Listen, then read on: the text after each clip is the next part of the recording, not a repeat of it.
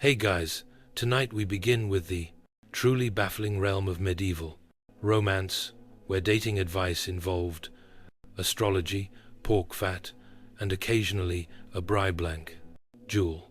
If you thought modern dating was complicated, imagine trying to impress someone when your main flirting tool was a lute and a prayer.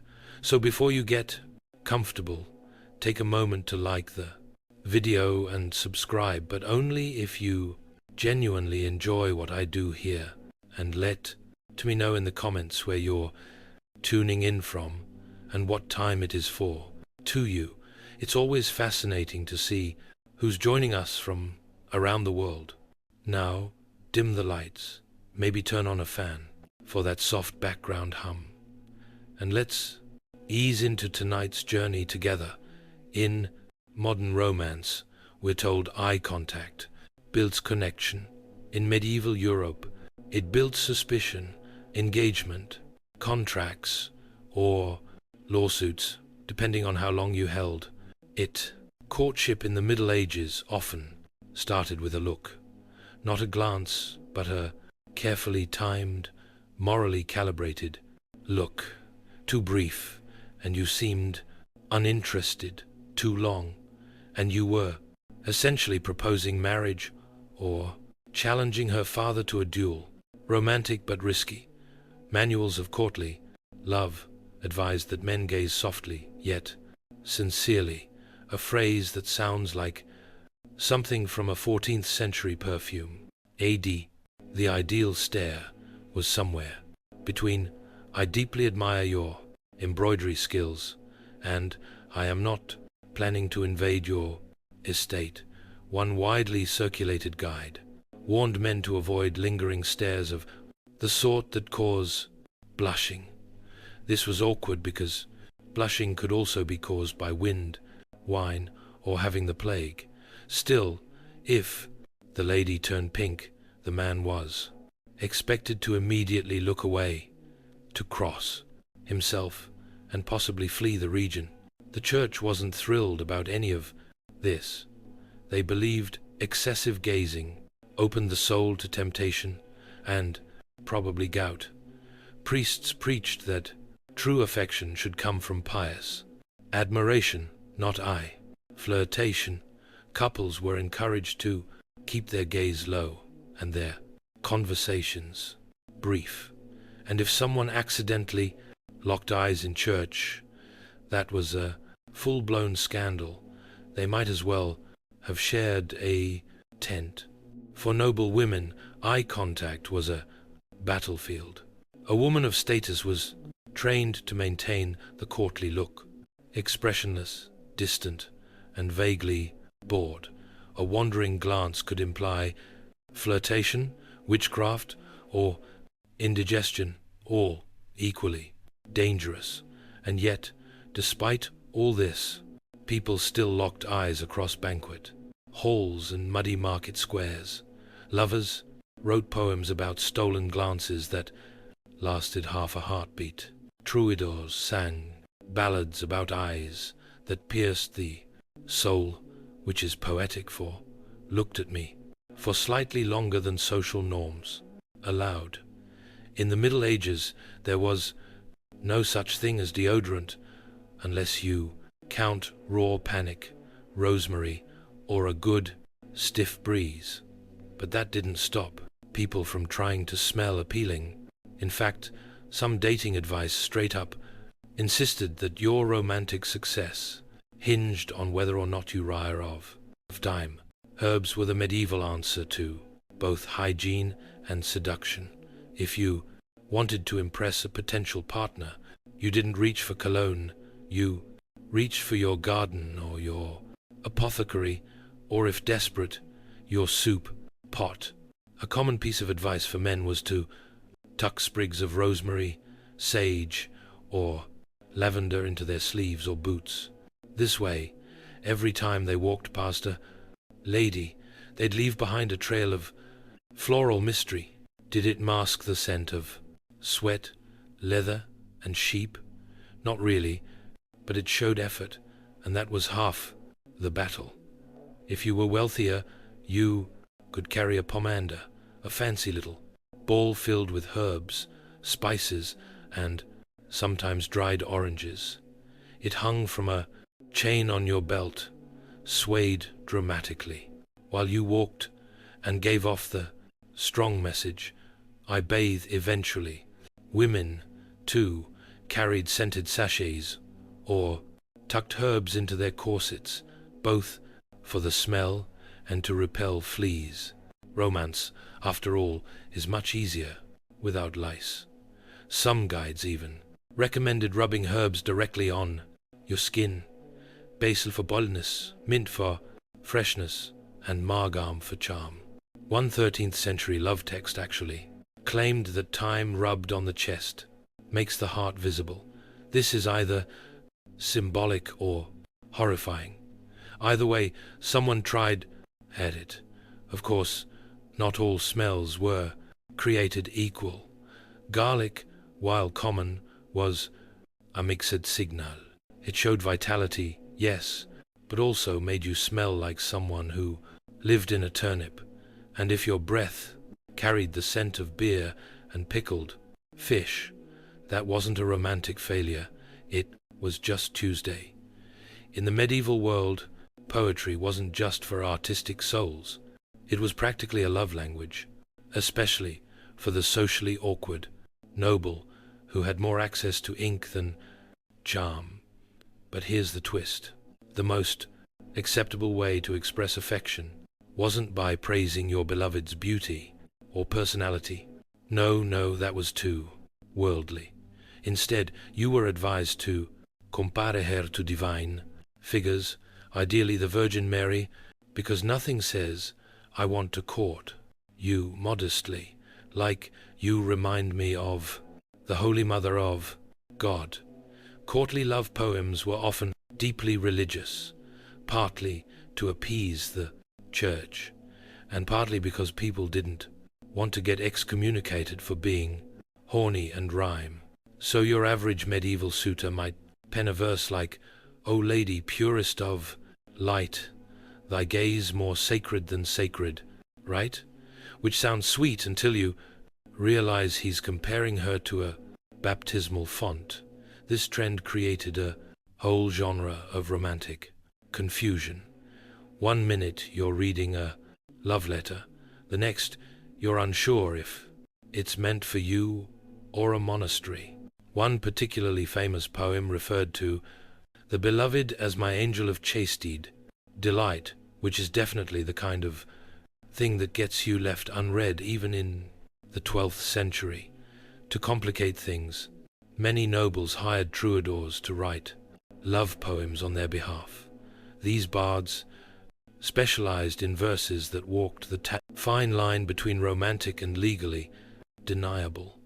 The result, songs that praised your hair, your soul, and your moral character, but made sure not to imply any sinful thoughts.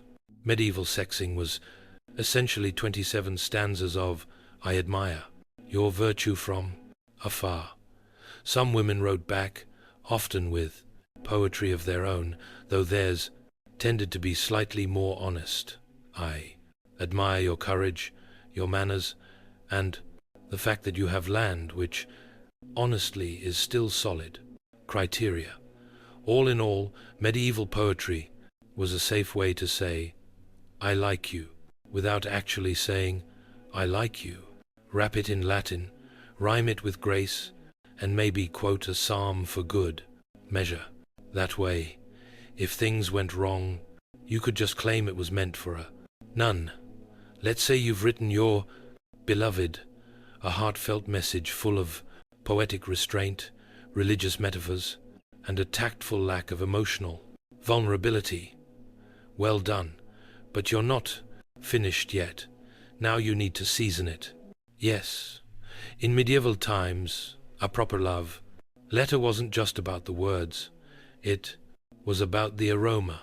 Scented parchment was considered the height of sophistication and romantic flair. And while modern lovers might spritz perfume, your average 14th century Romantic reached for the spice rack. Cinnamon, cloves, rose petals, even a dusting of ground nutmeg if you were really trying to impress someone with delicate sinuses. These were the fragrances of love, or at least the best attempt at masking the scent of ink, damp, parchment, and medieval hands. According to courtly custom, these spices weren't just decorative. They were thought to convey meaning. Cinnamon represented passion. Cloves meant devotion. Saffron was expensive, so it meant, "I have money. Please, notice me." Of course, by the time the letter reached its recipient after traveling in a sweaty satchel for 3 days through rain and goat traffic, it mostly just smelled like parchment stew. Some particularly ambitious lovers folded flower petals into the letter, dried violets, marjoram, even crushed rosemary. One ill-fated suitor included fennel, which was quickly interpreted as an insult unless the lady was a salad. In wealthier courts, entire scrolls were infused with rose water or musk, not for subtlety, but to ensure the scent smacked the recipient directly in the nostrils. Subtlety was not the goal. Overwhelming floral assault. Much better. The trend even extended to wax seals. These could be flavored, scented with oils and pressed with ornate family crests. Nothing said, "My affections are sincere," like a seal that reared of frankincense and parental expectations. Of course, some took things too far. There are accounts of letters so heavily spiced they were mistaken for medicinal recipes or cursed scrolls. One famously fragrant poem allegedly attracted mice during delivery. Romance was complicated. Modern dating might involve flowers, chocolates, or the occasional playlist. In medieval Europe, the gesture of love was often a recently deceased woodland creature to demonstrate bravery, masculinity, and excellent aim. Knights and noblemen frequently gifted their beloveds the spoils of the hunt. A bouquet of roses was nice, but a freshly slain boar's head, still slightly steaming, that was the real way to say, "I think about you when I throw spears." This was not considered strange. In fact, it was encouraged. According to 14th century chivalric tradition, a man's hunting ability reflected his worthiness as a suitor. If you could chase down a stag, wrestle it to the ground, and present its antlers on a silver platter, you were basically a medieval Ryan Gosling, and women were expected to act delighted. A lady receiving a skinned rabbit or a basket of doves would respond with polite enthusiasm, or at least a well-practiced gasp of admiration, even if she was internally wondering where to store her third hair of the Frams. Weak. Some of these animal tokens were symbolic. A swan, for instance, represented purity and grace, assuming it hadn't bitten anyone during capture. Falcons, associated with nobility and power, were a common high-status gift, although they required constant feeding, training, and occasionally bit your fingers off. Romantic. Less noble men sometimes resorted to smaller prey, hedgehogs, ferrets, or the ever-popular rabbit. One lovesick baker reportedly gifted a duck to a miller's daughter, only for it to escape into her family's well. That relationship did not prosper, but the absolute apex of medieval wooing, the ceremonial deer presentation. In this lavish ritual, a knight would present a full roasted deer at a banquet in a woman's honor, often accompanied by music, flattery, and about 50 other people pretending this wasn't incredibly awkward. Of course, this all assumed the woman liked meat. If she didn't, or if she had a weak stomach, the gift of bloodied fur might backfire badly. Still, in a world without dating apps or casual coffee shops, a dead animal, wrapped in ribbon, said one thing very clearly. I braved the forest. I risked infection. And I thought of you the entire time. In medieval courtship, open flattery was a minefield. Telling a woman she was beautiful, too forward, commenting on her lips, scandalous, mentioning her hair, risky. It was probably hidden under 3 veils, a wimple and divine protection. So what? Was safe to praise? Her shoes. Yes, in a world where flirtation could lead to excommunication, telling someone they had well-formed footwear was basically the medieval version of shooting your shot quietly from across the room while also looking at the floor. Shoes were not just practical, they were a fashion statement. Pointed shoes called pulins were wildly popular.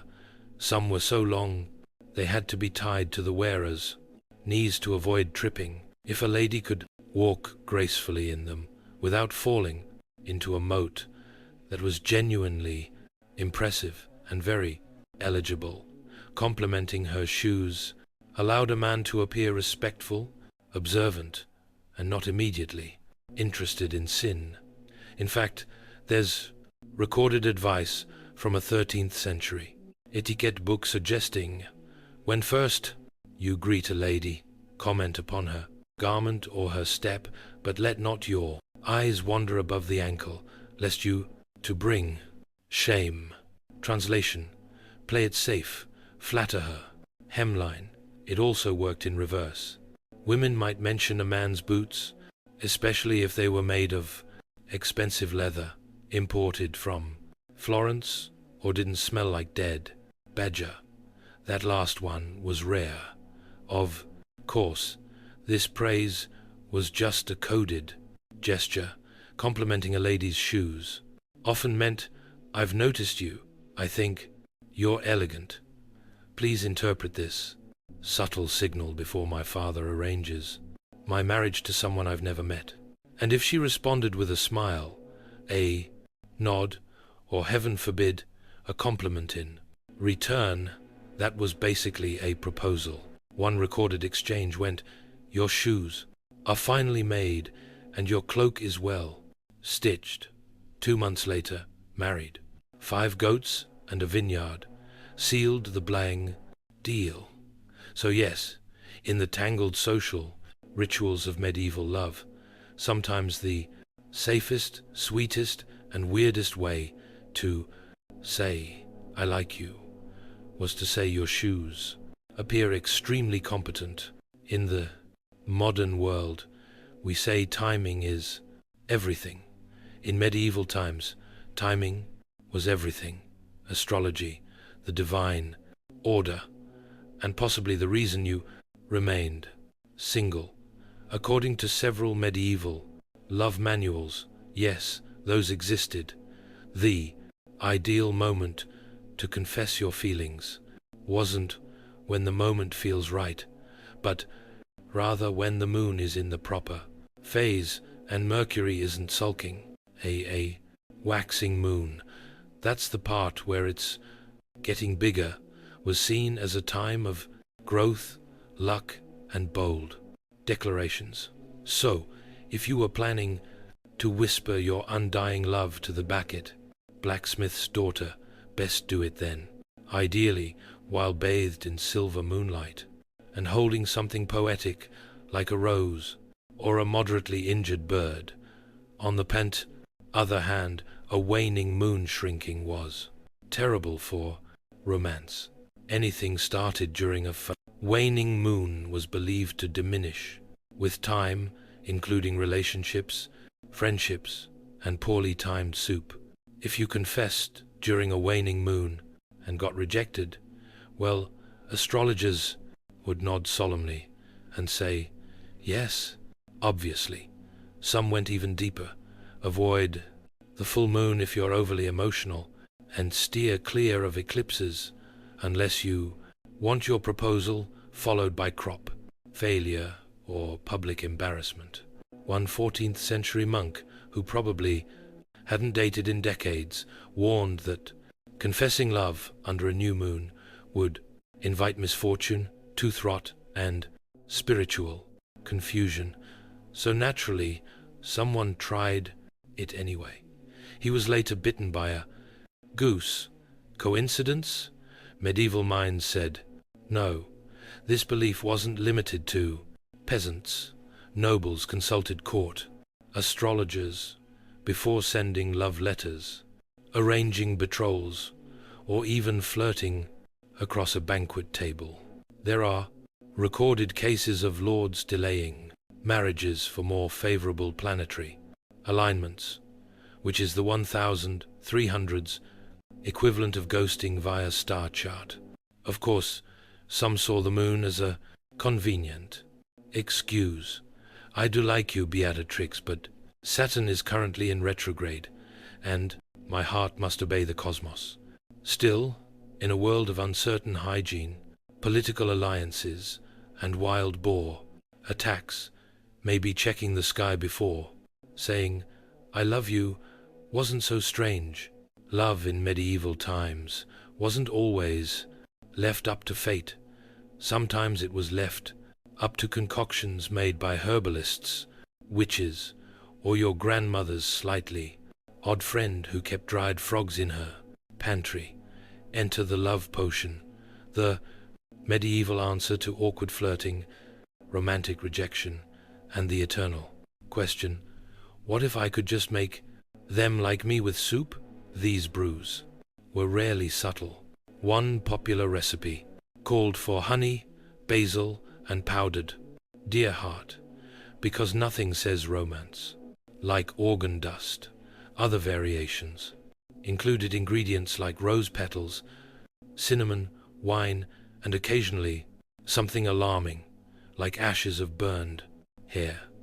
You had to be really in love to stir that into a drink. Some potions were meant to be ingested. Others were dabbed onto clothing. A few were buried under thresholds or hidden inside baked goods, which is fine until your crush bites into what tastes like rosemary and regret. It gets weirder. There are recipes involving graveyard dirt, boiled fingernails, and even the fat of a black cat. No actual cats, please. Medieval people had some wild ideas. 1/12th century charm recommended whispering a chant over a piece of bread at sunrise, then feeding it to your beloved without telling them, which, to be clear, is how you get cursed today. Oddly enough, these love potions weren't just folk magic. They were taken quite seriously. Courts sometimes prosecuted potion makers for bewitching nobility. One nobleman claimed he was seduced against his will because the woman wore enchanted rosemary. Sure, Harold, blame the herbs. Of course, not every potion worked. Many just made people sick, ditzy, or mysteriously prone to writing poetry. Still, belief was powerful. If someone thought they were under the spell of love, they sometimes acted the part, which frankly isn't so different from modern dating after 2 glasses of wine. In the Middle Ages, love wasn't just a matter of the heart. It was a matter of honor, bruised egos, and the occasional dented helmet.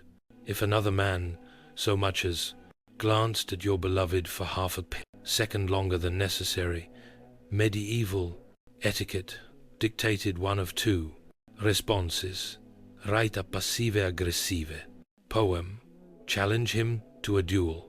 Most chose option 2, faster results, more blood, chivalry. That noble code of knightly conduct heavily emphasized defending a lady's honor, even if said lady didn't ask for it, even if she was completely unaware anything had happened, even if she had in fact looked at the other man first. No matter. You draw your sword, toss down a glove, yes, that actually happened, and announce something like, "Sir, you have insulted my lady's virtue with thine eyes. Prepare thy spleen." Duels could range from full-on jousts with horses and lances to slightly less dramatic affairs involving swords, axes, or very angry staring contests. The point wasn't necessarily to kill. It was to show you were willing to try. Nothing says I care deeply about you like risking tetanus. Sometimes these contests were official with rules, referees, and cheering audiences. Other times they were impromptu and ended in the village fountain, with at least one person yelling, "I regret nothing." For the ladies, this was both flattering and exhausting. You could barely walk through a marketplace without sparking a minor scuffle over your ankle ribbon. Some women tried to diffuse tension by claiming poor eyesight. "Oh, no, I was looking at the cabbage cart, not that squire's jawline." To be fair, not all duels were over love. Some were political, some were overland, and a few were because someone mispronounced another man's name. But when romance was involved, the stakes somehow felt higher, especially when the prize was a mildly impressed noble woman and a vague chance at her hand in marriage. So if your crush was giving other men the look, the medieval solution was simple: challenge, clash, bleed slightly, win affection. In medieval times, love and war weren't just metaphors. They were a matching set. And if you really wanted to show devotion to your lady, you didn't write a poem or buy a pastry. You strapped on 40 pounds of armor and pinned her favorite ribbon to your chest. This practice was called wearing her colors, and it was surprisingly common. Knights would fasten a lady's token, a handkerchief, a veil, a piece of lace, somewhere visible before heading off to war or a jousting tournament. The symbolism was simple: I fight for her honor. Also, I look great in lilac. It wasn't just romantic, it was strategic. Sporting a noble woman's knot colors could boost a knight's standing, earn him patronage, and possibly improve his odds of receiving baked goods upon return. But there was a catch. You had to look dignified, even if your token was, for example, embroidered with daisies and smelled like her laundry. Some knights went full theatrical. There are records of men wearing entire sleeves from their lady's gown on their armor, dangling awkwardly and occasionally catching on weapons. One poor soul had a garter tied around his helmet, which was impressive until it slipped down mid-joust and caused a minor concussion. Color choice mattered too. Red stood for passion. Blue meant loyalty. Green was complicated, depending on the region. Green either meant hope, fertility, or that your love interest was possibly seeing other knights. Risky business.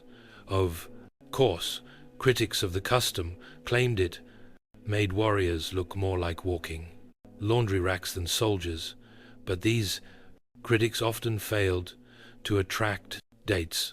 Coincidence? Likely not. Some ladies took things further and embroidered messages or blessings into the cloth, subtle notes of encouragement like "victory to my champion" or "try not to bleed out again," practical and heartfelt. To outsiders, it all may have seemed absurd. Hardened warriors going into combat with lace ribbons fluttering beside their swords, but to the knights it was a badge of pride and a highly visible way of saying, I care about someone, and I'm not afraid to get mildly impaled about to it. In the medieval world, if you fancied someone, you didn't send a text or slide into their parchment scrolls. No, you stood outside their window at night and sang loudly, hoping they were awake and that their father wasn't a light sleeper. Serenadating was considered one of the noblest, most romantic gestures a fee suitor could perform, second only to not dying in battle. A well-executed ballad could melt hearts, win favor, and possibly earn you an awkward smile the next time she passed you at church. The key word here is well executed. Most medieval citers were not professional musicians.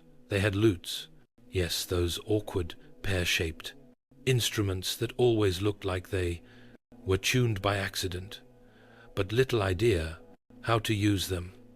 And medieval music didn't exactly have a pop chorus. It was more chant-based. So, what did these poor souls sing? Love poems about highs, stars, and eternal devotion, sometimes in Latin to sound impressive, sometimes in French to sound expensive, occasionally in a regional dialect that sounded like they were choking on bread. One documented case involves a baker's son in Rouen who attempted a moonlit serenade with a borrowed mandolin. His voice cracked on the second verse. His instrument broke on the third. Ladies, for their part, were meant to listen quietly, maybe peek through the shutters, and definitely not laugh out loud, even if the performance sounded like a dying goat in distress. Politeness dictated they drop a token of encouragement, a ribbon, a flower, or in some cases, a polite cough. And yes, sometimes it worked. A half-decent melody at midnight could win hearts. Other times it won you a bucket of chamber pot, water dumped from above, a traditional form of romantic feedback. Still, to the medieval mind, there was something heroic about singing your feelings into the night, even if your only audience was a startled owl and a very unimpressed cat. In an age without dating apps, moisturizers, or even basic dental plans, medieval singles turned to nature. And by nature, we mean their spice rack. Yes, one bizarre but popular piece of dating advice was this: rub herbs on your face. The logic: smell good, look glowy, get married. Medieval love guides and herbals were surprisingly confident about this. Basil was said to rouse affection. Margam would soften the heart of a stubborn maiden. Rosemary, good for memory and flirtation. If you smelled like an herb garden, surely someone would want to marry you or at least follow you around politely.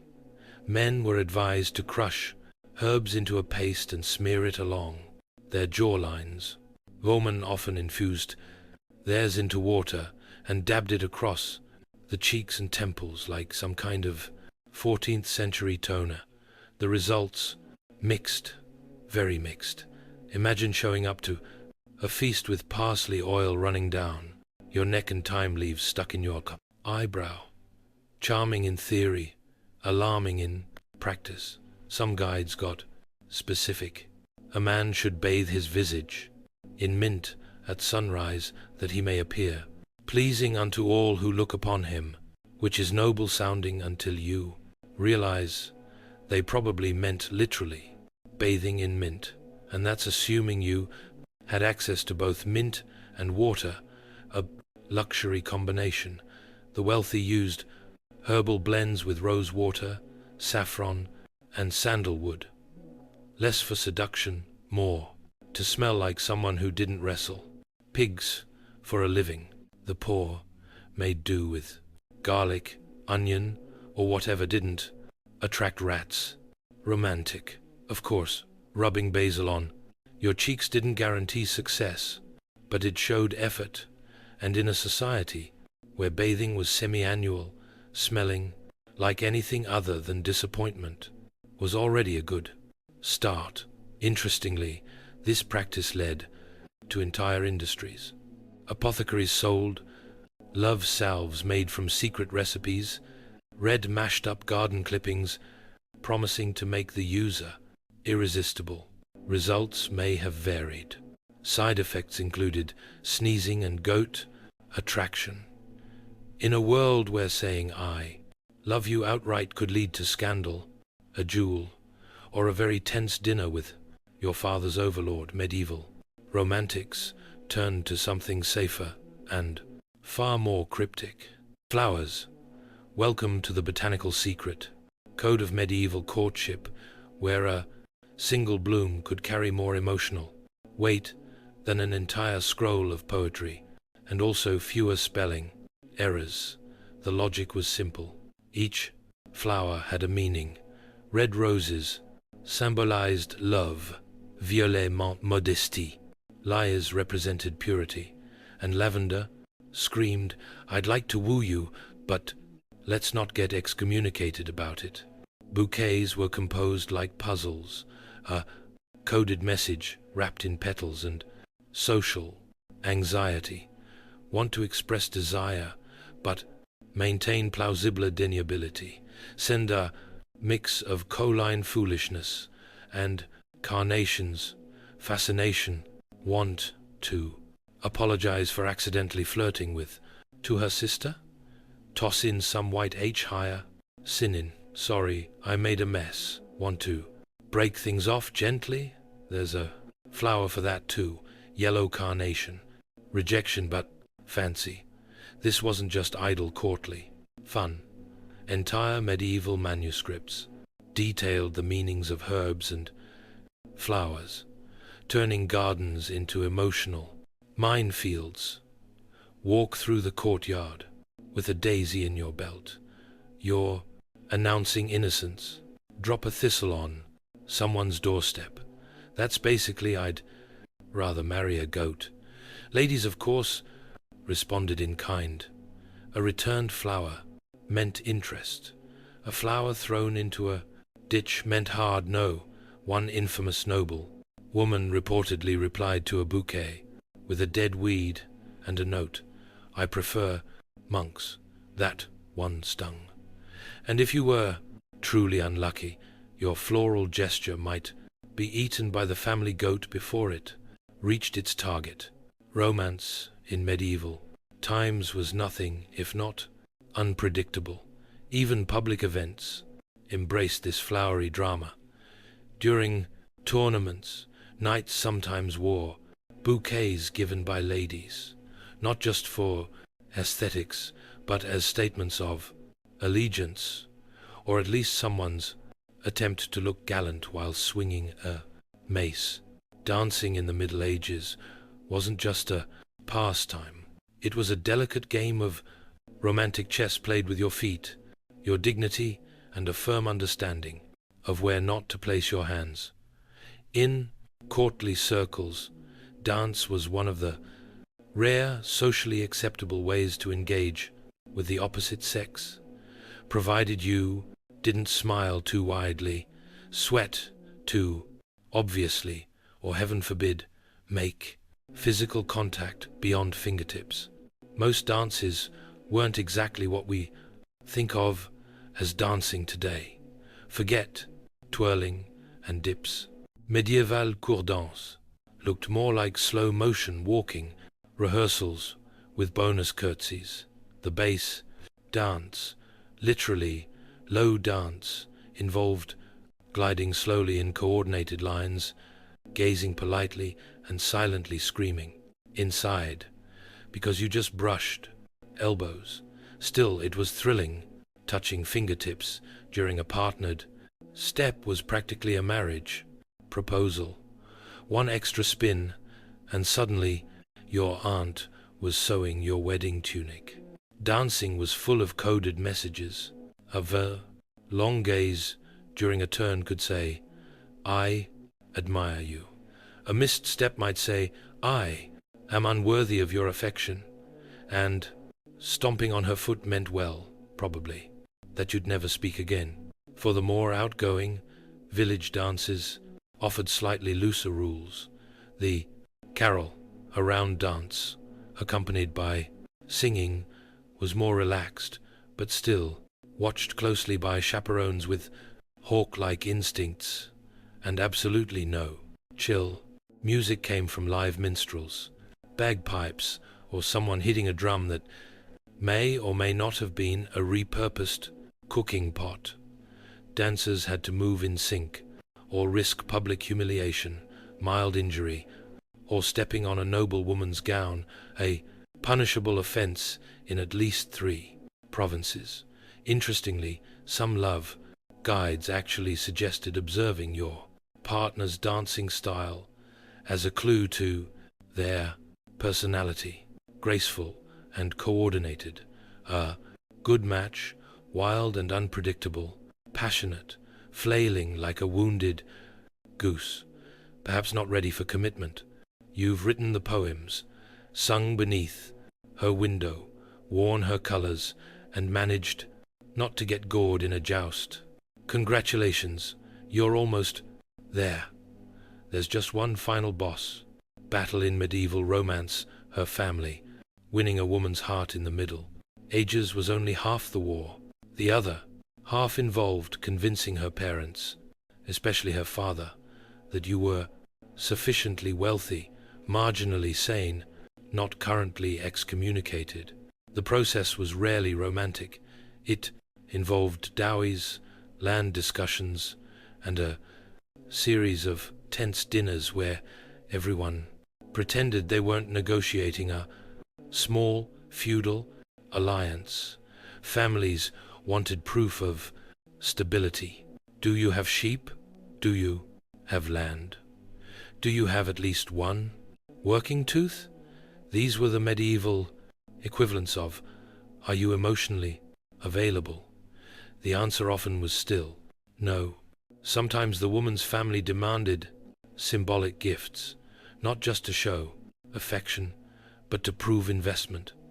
A decent suitor might offer a bag of grain, a cloak, or a carved spoon. A proper, wealthy one might bring horses, gold, or un entier pig. If you really wanted to impress, you brought multiple pigs and possibly a monk to explain your intentions. In towns and villages, things could be more informal, but not by much.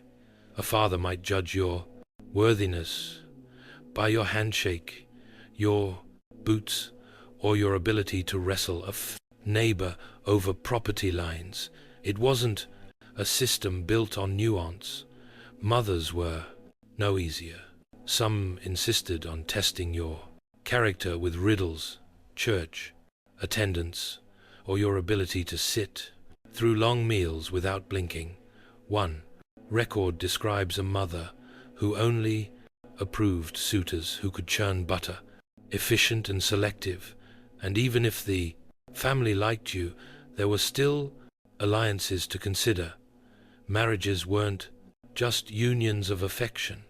They were mergers of assets. You weren't just asking for her hand.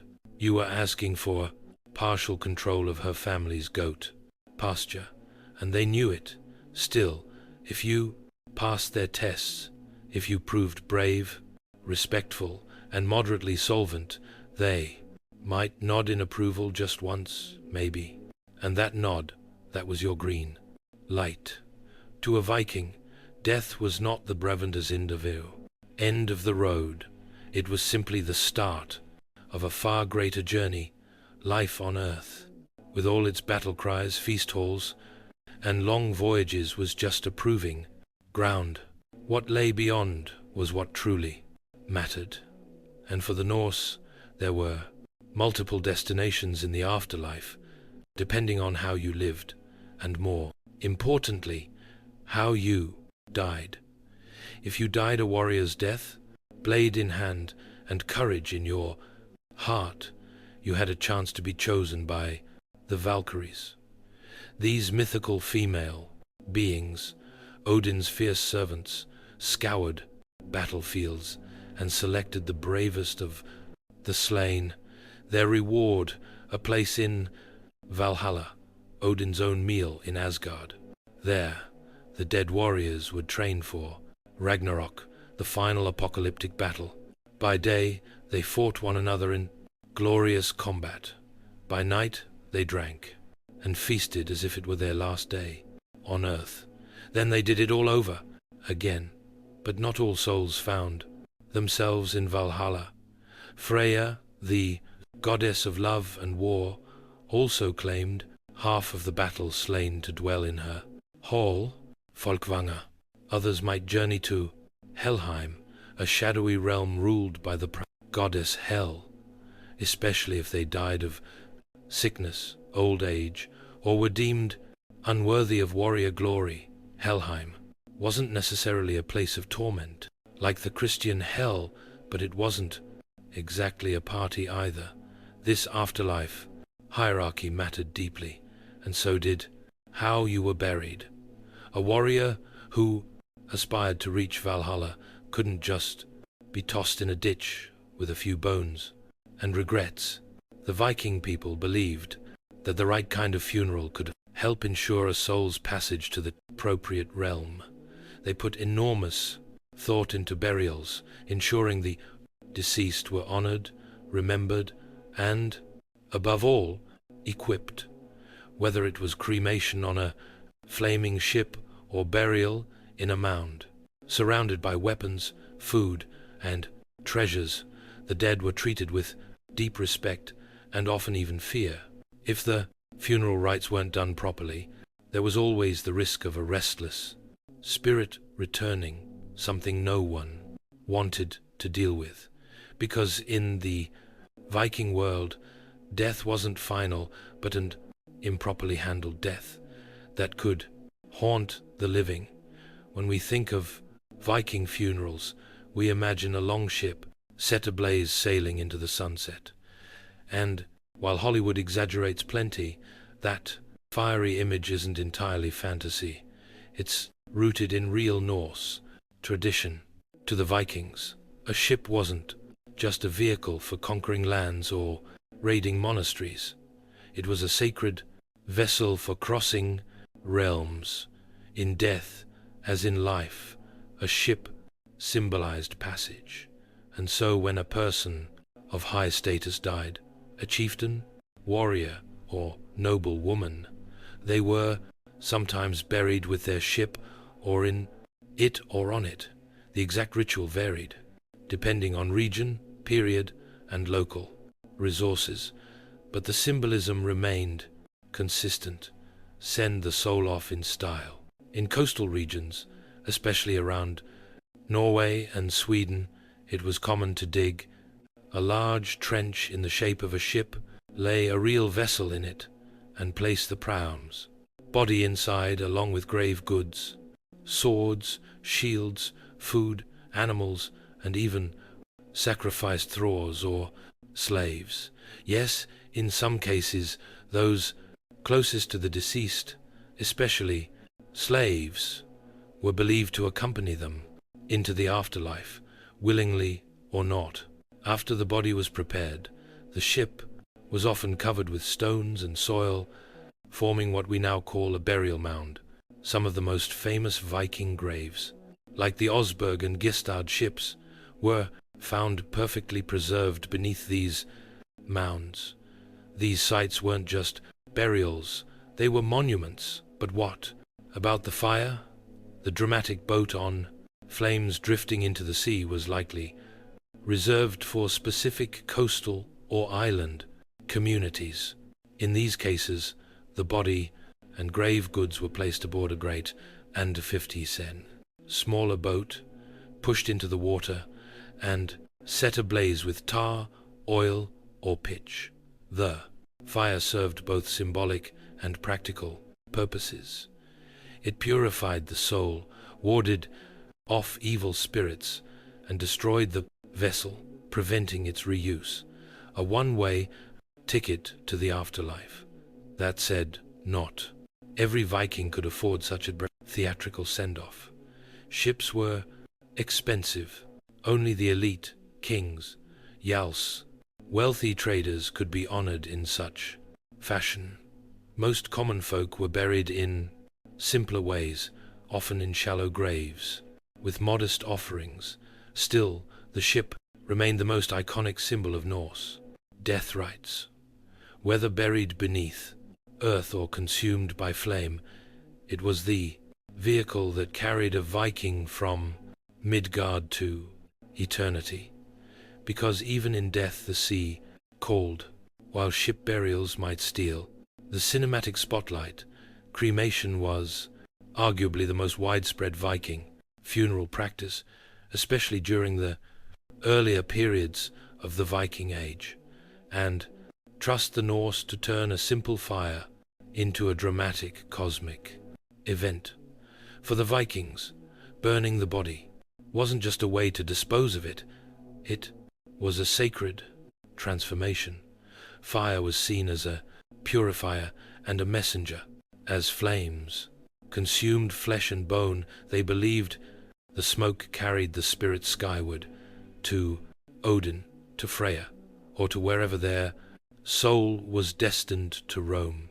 Cremation typically took place atop a large wooden pea built with care and intention.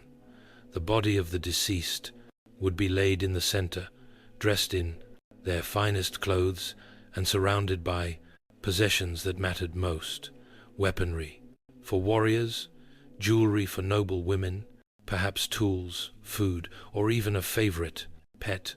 These grave goods weren't just sentimental. They were believed to serve the deceased in the afterlife. In some cases, a funeral, feast, or ritual would precede the burning.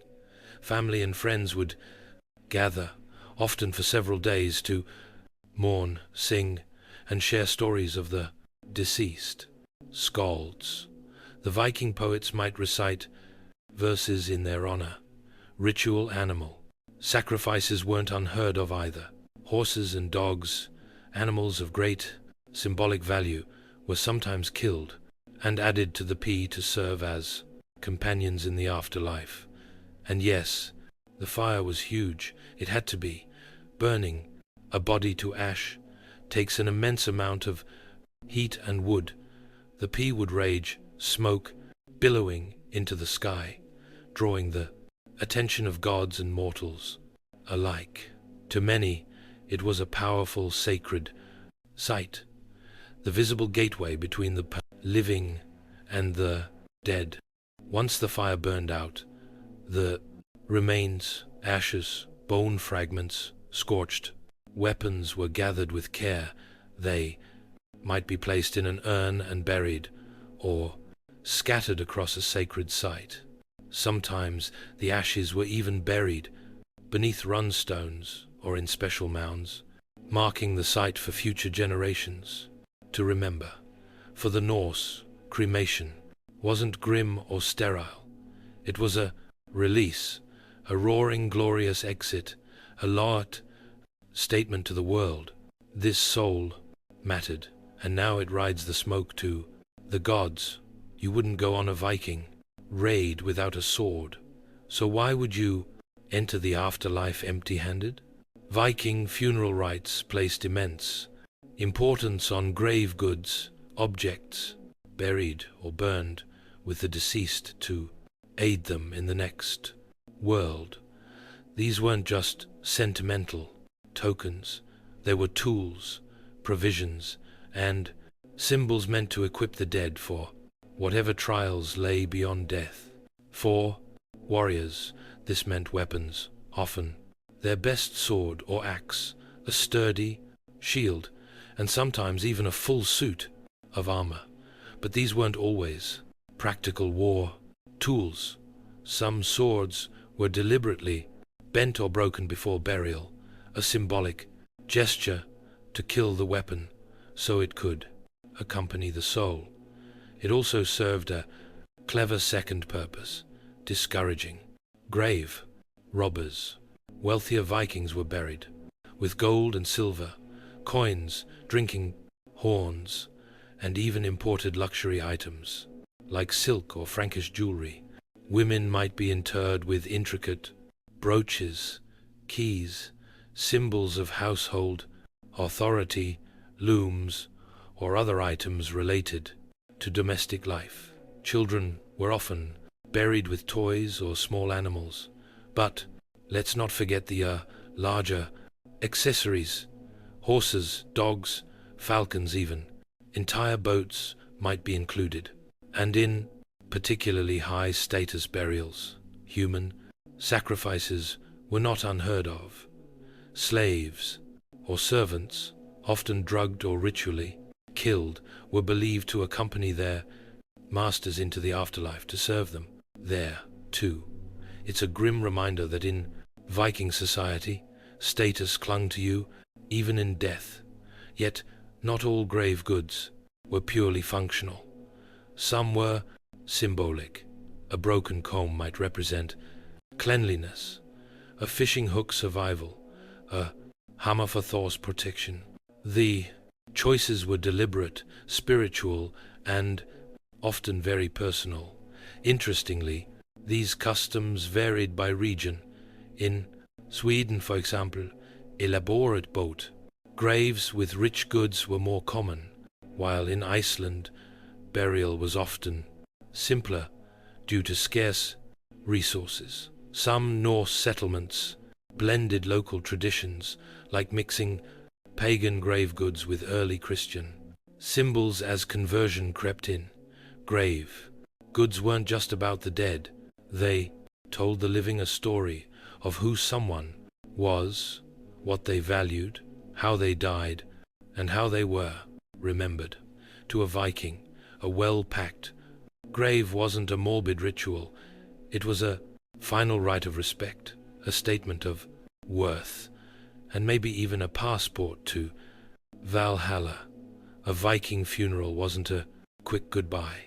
It was an event, a grand, often multi-day affair, steeped in ceremony, symbolism, and the kind of theatrical flair that only Norse culture could pull off. After all, if your death was supposed to be the start of an epic journey, your send-off needed to match. The ceremonies began with preparation. The body of the deceased would be washed and dressed in their finest clothing, sometimes with a mask or makeup applied to preserve their appearance. This task typically fell to women in the community, who were seen as spiritual caretakers of life and death alike. These women might be professional mourers or priestesses known as vulvas, who wielded ritual authority. Then came the gathering.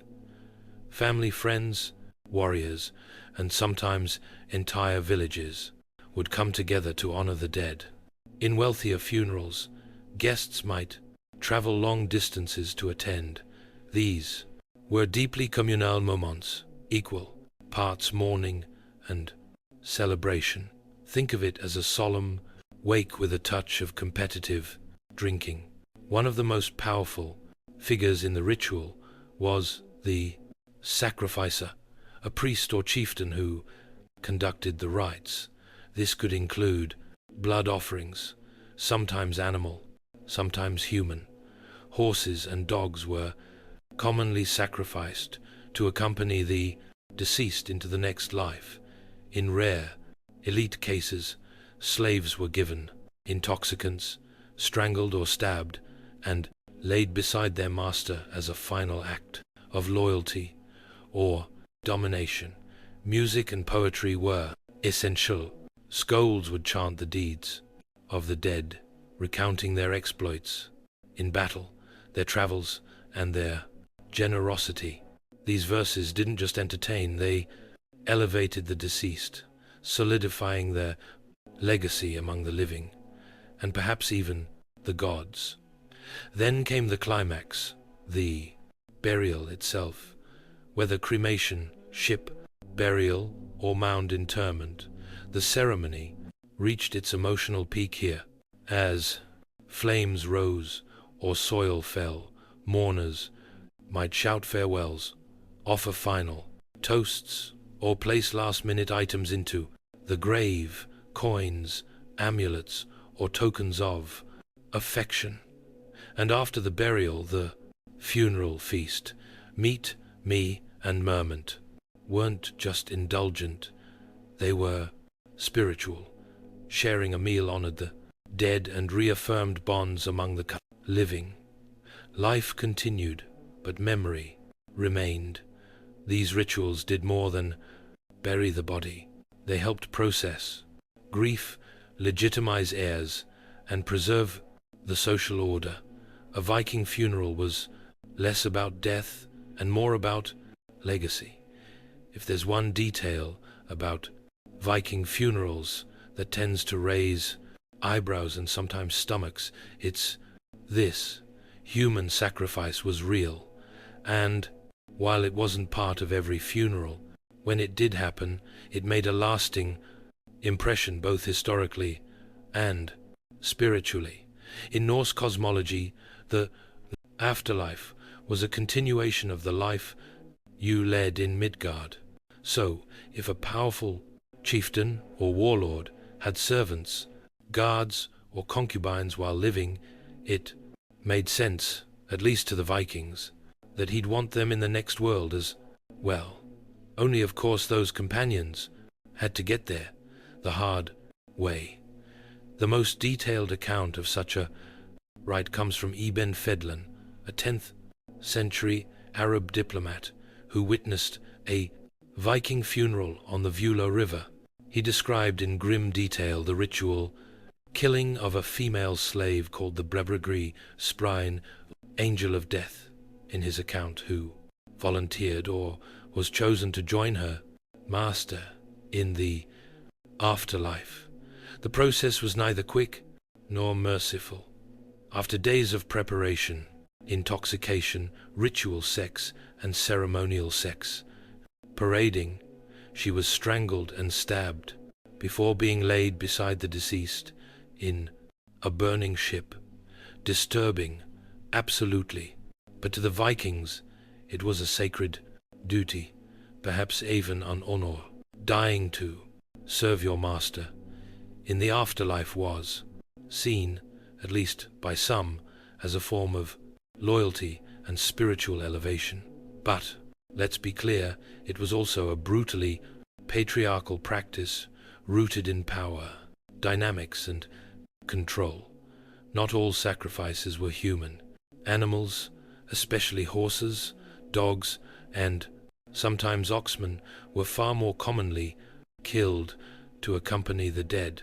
These creatures symbolized strength, status, and companionship. Their presence in the Vruk grave served both spiritual and social purposes over time, especially as Christianity spread through the Norse world. The practice of human sacrifice faded. Christian clerics were horrified by these rites, and local kings, eager to align with European powers, began outlawing them. By the 11th century, most Viking territories had abandoned the practice.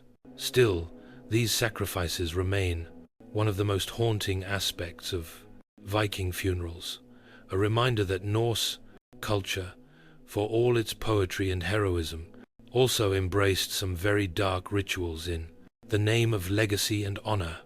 In death, the Viking elite didn't just take their treasures, they took people, whether willing or not. If Viking funerals were designed to impress both gods and mortals, then the burial mound was the ultimate mic drop. These towering tombs dotted the Norse landscape like scars of memory, silent, hulking reminders that someone important had died and demanded to be remembered. The practice of building burial mounds dates back to pre-Viking times. but the Norse turned it into an art form. These weren't casual graves. They were architectural statements, spiritual lighthouses and territorial markers rolled into one. The size and complexity of a mound often reflected the wealth and influence of the deceased. If your mound could be seen from the fjord, from a passing road, or from the enemy settlement across the river, that meant you mattered. The process started with selecting the site. Location was everything. A burial mound near the sea might signal a chieftain with naval power. One built atop a hill could dominate a valle, staking posthumous claim to the land. In some cases, older burial mounds were even reused by later generations, establishing a sense of ancestral continuity and spiritual lineage. Inside the mound, the body was usually placed in a wooden chamber, stone-lined pit, or ship alongside all the grave goods fit for the afterlife. The chamber might be layered with textiles, armor, or wooden furniture. Once sealed, the mound was constructed by piling earth, sand, and stones in a carefully shaped dome. Some were modest, others massive, spanning over 100 feet in diameter. Many mounds were ringed with standing stones, arranged in ship-like formations. Others were topped with wooden poles or carved staves, possibly to ward off grave robbers or to guide the spirit skyward.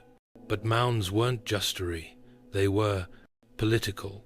A chieftain's mound wasn't merely a grave, it was a statement of dominance, even in death. Local communities would continue to gather at these sites for rituals, oaths, and seasonal festivals. The dead, it seemed, never really left. They became part of the land's spiritual geography. Even today, burial mounds across Scandinavia remain sacred sites, some untouched, others excavated to reveal rich treasures and haunting echoes of Norse life. These grassy hills aren't just dirt and bones. They're monuments to legacy built by a people who knew that being remembered was the only real path to immortality. While much of Viking history is told through the blood-slicked axes of men, their funerals tell a more complex tale, especially when it comes to the role of women. Viking women weren't just passive mourners at the edge of the grave. In many funerals, they were central, mourned, revered, and even feared. One of the most remarkable discoveries in Viking archaeology is the Osberg ship burial, not of a male warrior, but of two high-status women, buried in a lavish wooden ship alongside silks, carvings, food, and a full wagon. The women were laid to rest in regal splendor. Their identities remain a mystery, but scholars believe one may have been a vulva, a Norse priestess, seer, or spiritual leader. In Norse culture, the vulva held immense ritual power.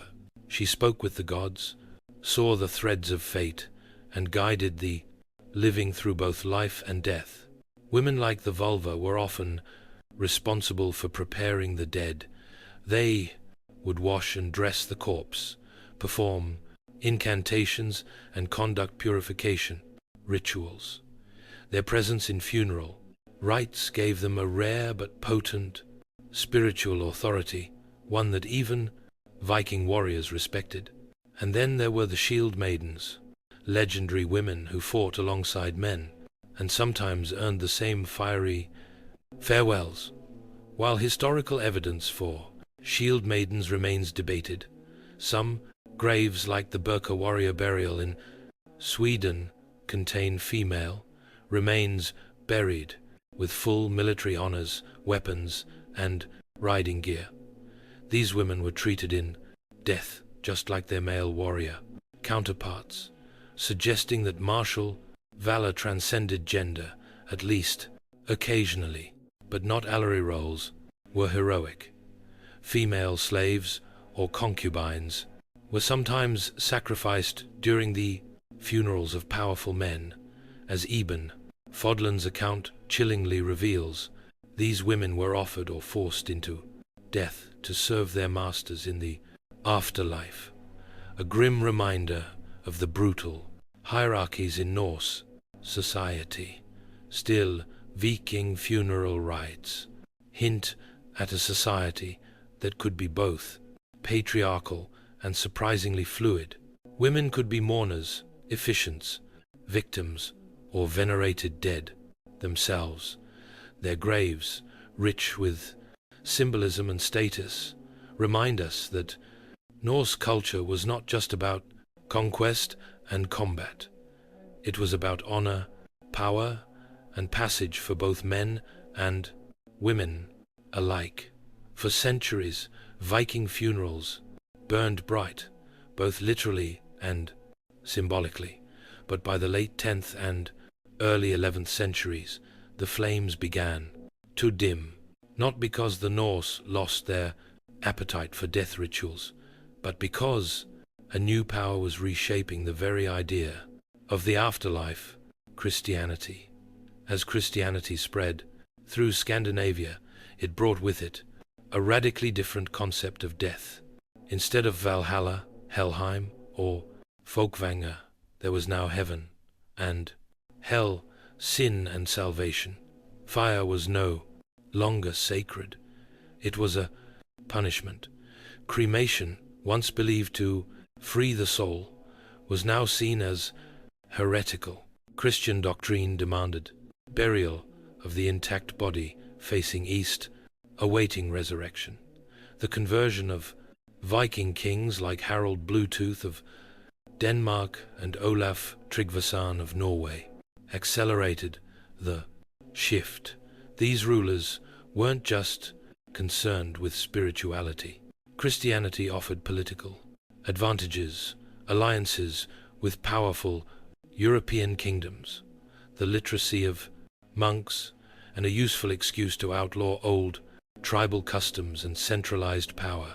And so Viking funeral traditions began to fade. Cremation was outlawed. Human and animal sacrifices were condemned. Vulvas were silenced or absorbed into Christian sainthood stories. Pagan burial mounds were abandoned, looted, or built over with. Churches, in many cases, Norse people began blending the two belief systems, burying loved ones with both Christian crosses and pagan grave goods, just to be safe. Interestingly, this period of transition wasn't swift or uniform. In remote areas, like Iceland, the old ways clung stubbornly to life. Some people quietly continued ship burials or mound-making well into the 12th century, sometimes under the radar of church authorities. Others adapted, turning funeral feasts into Christian commemorations or reinterpreting old symbols like Thor's hammer as harmless folk charms. But by the end of the Viking Age, the old rites had largely disappeared. No more burning ships, no more sacrificial smoke rising to Odin.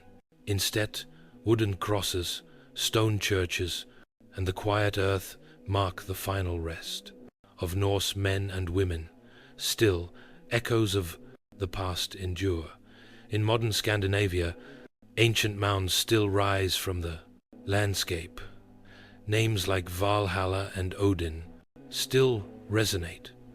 And every time a long ship blazes across a movie screen, we're reminded of a people who face death not with fear, but with fire, steel, and songs carried by the wind.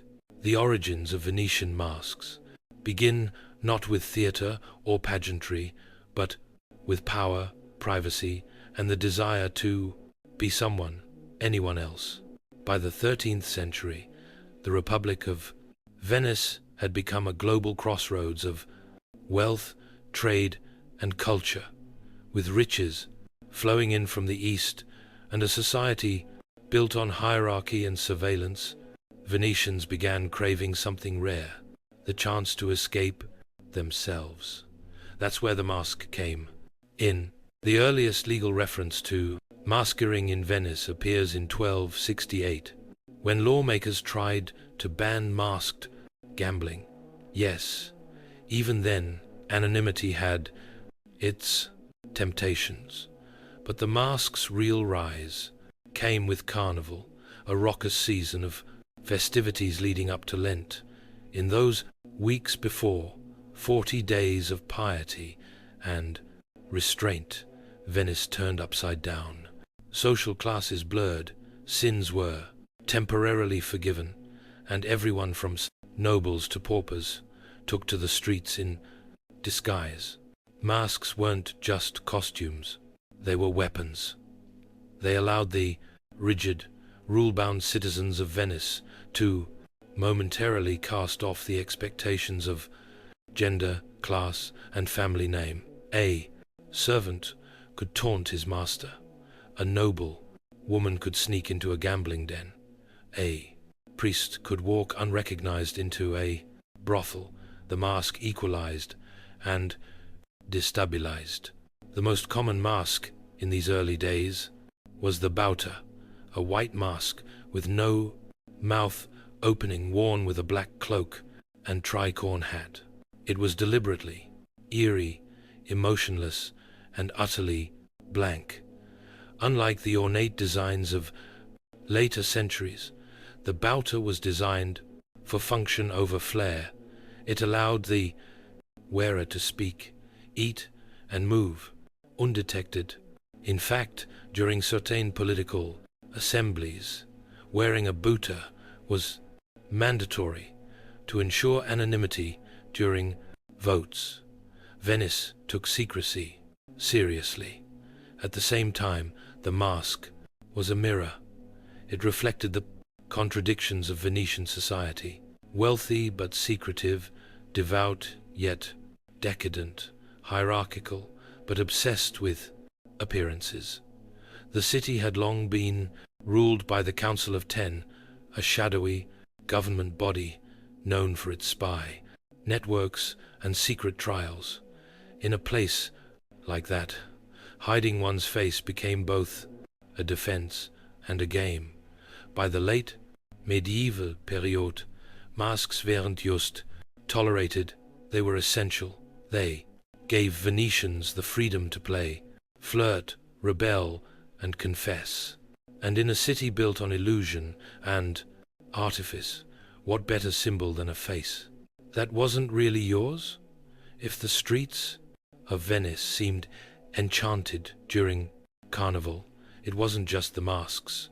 It was the entire city surrendering to illusion. For weeks before Lent, Venice became a stage, and every citizen a performer. The rules of everyday life, the rigid hierarchy, the tight-laced etiquette, the ever-watching eye of the church, collapsed under a wave of music, laughter, and carefully orchestrated chaos.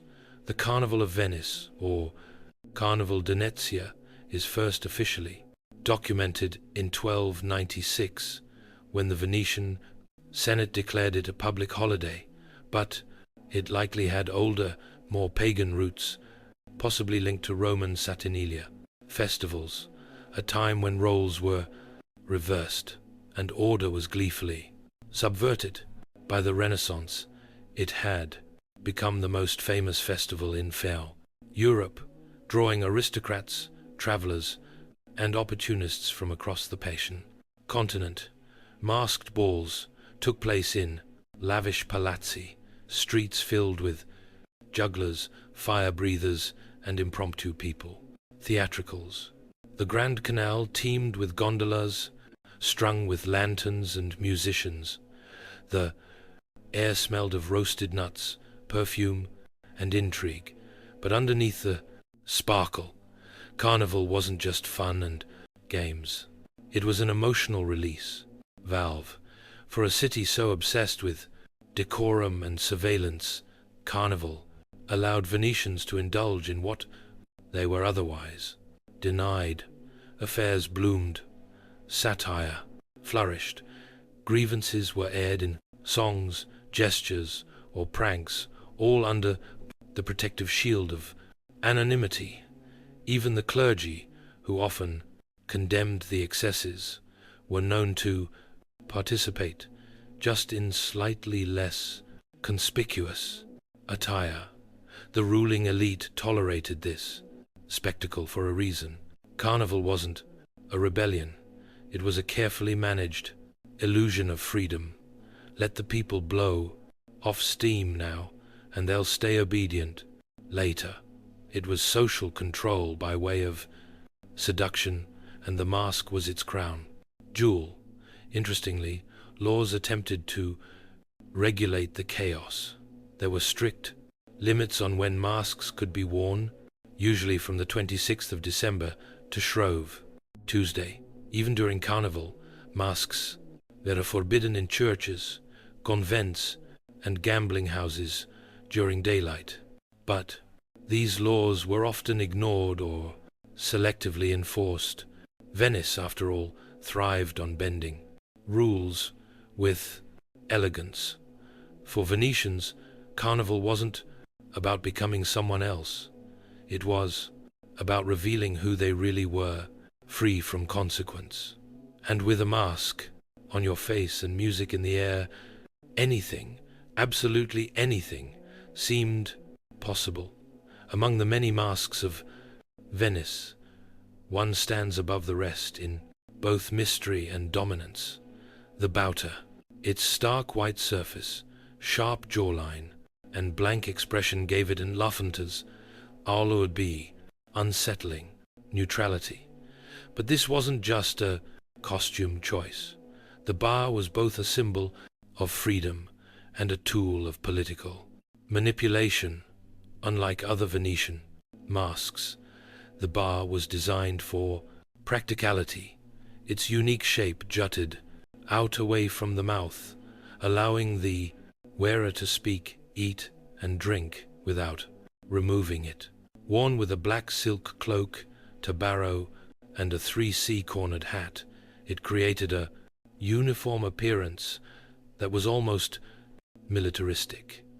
But what made it particularly fascinating was that it wasn't just worn during Carnival. It was often required by law. In political assemblies and public votes, especially those involving the Council of Ten or state matters, the Bauta was used to preserve anonymity. Every man, regardless of rank, wore the bait same disguise. It was democracy by disguise, at least on the surface. The idea was to remove bias, fear, or favor. No one could know who was speaking or voting, thus protecting the integrity of Venetian governance. But of course, in practice, anonymity could also be weaponized. Behind the Bauta, nobles could move unseen through the city, whispering secrets, seducing lovers, or making underhanded deals. The mask gave its wearer plausible deniability. It blurred the line between duty and decadence. This duality made the border dangerous. It could empower a citizen to speak out or a conspirator to plot, and for the general population, encountering a figure in boa was unsettling. Was this a nobleman, a spy, a thief, a jilted lover? You'd never know until it was too late. Unlike more theatrical masks, the Bauta had no emotion, no smile, no frown, no flourishes.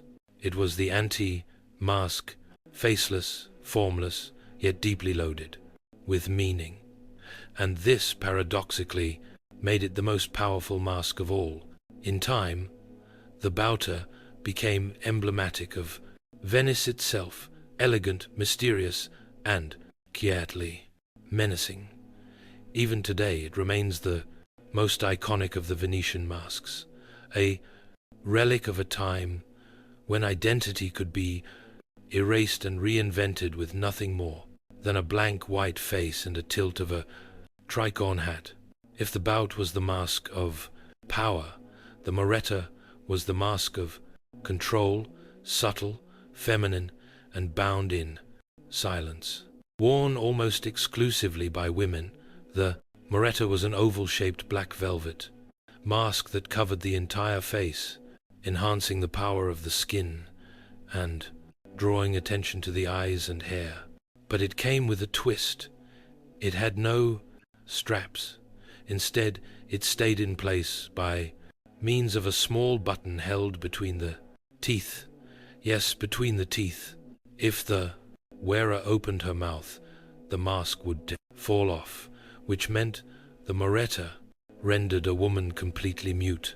And that's where the strange power of the Moretta came in a society that both feared and fetishized female speech.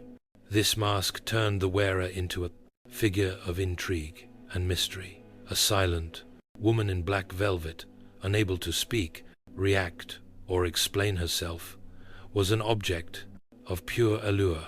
It allowed women, especially upper-class women, to move through public spaces in a kind of social force field, hidden, elegant, untouchable.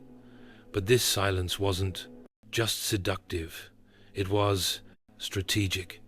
Women attending mass, visiting convents, or attending secret assations used the Moretta to protect their identities. Courtesans used it to maintain anonymity when mingling with powerful clients. In an era where a single scandal could ruin a woman's life, the Moretta offered protection or, in some cases, plausible deniability. The mask also symbolized the tension between female agency and societal control. On one hand, it allowed women to move freely through male-dominated spaces.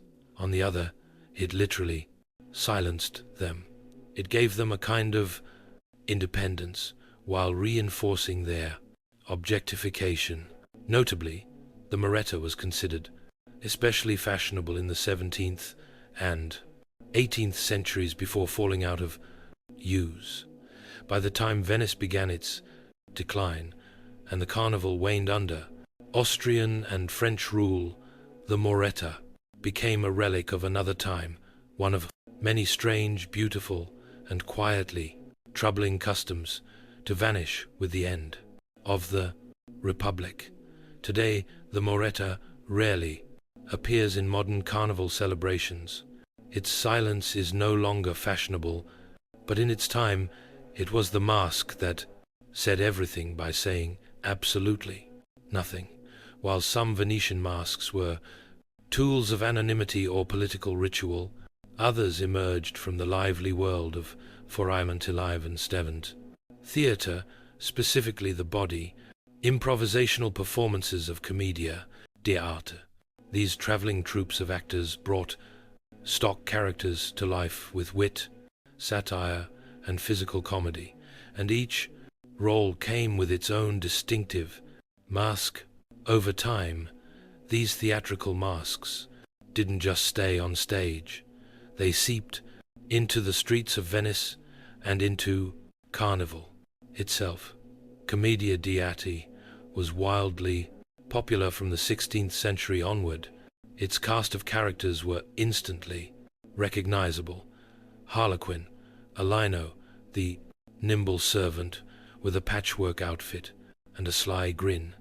Pantalone, the greedy old merchant with a hooked nose and furrowed brow.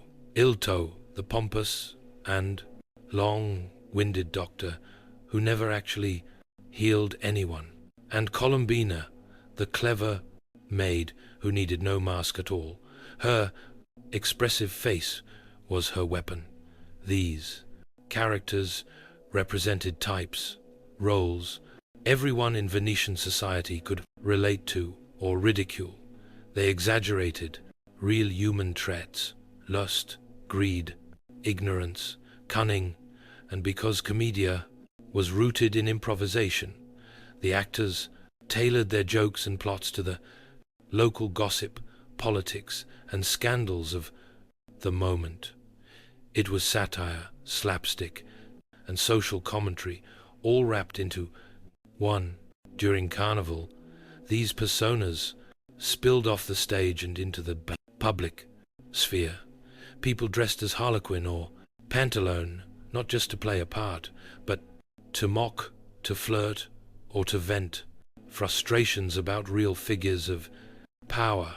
By donning a commedia mask, a Venetian could make fun of a pompous official, imitate a cheating lover, or embody the fool everyone secretly pied. And because these characters were universal, they were disarming. They let people laugh at themselves safely. Even the authorities, who might frown upon open rebellion, allowed the masks to do the talking. After all, who could arrest Harlequin? This fusion of theater and reality blurred the line between performance and participation. The entire city became a stage, and every masked face a character. It was art, yes, but also defiance, fantasy, and liberation. Through these theatrical masks, Venetians found a way to express truths too dangerous to say aloud. And isn't that what Carnival was really about? Wearing a lie that told the truth. For a society obsessed with appearances, Venice walked a razor's edge between piety and pleasure. And nowhere was that tension more visible than in the church's complex relationship with masks. On one hand, the Carnival was a time of wild indulgence, with masks allowing Venetians to drink, gamble, flirt, and transgress social boundaries. On the other, Venice was a deeply Catholic republic, proudly aligned with the Pope, filled with churches, monasteries, and religious festivals. So, how did the church deal with a city full of sinners in disguise? With extreme caution and frequent contradiction. At first, Carnival was tolerated, even supported as a useful distraction. Let the people wear their masks and indulge before Lent. The logic went. After all, everyone would be fasting, confessing, and repenting soon.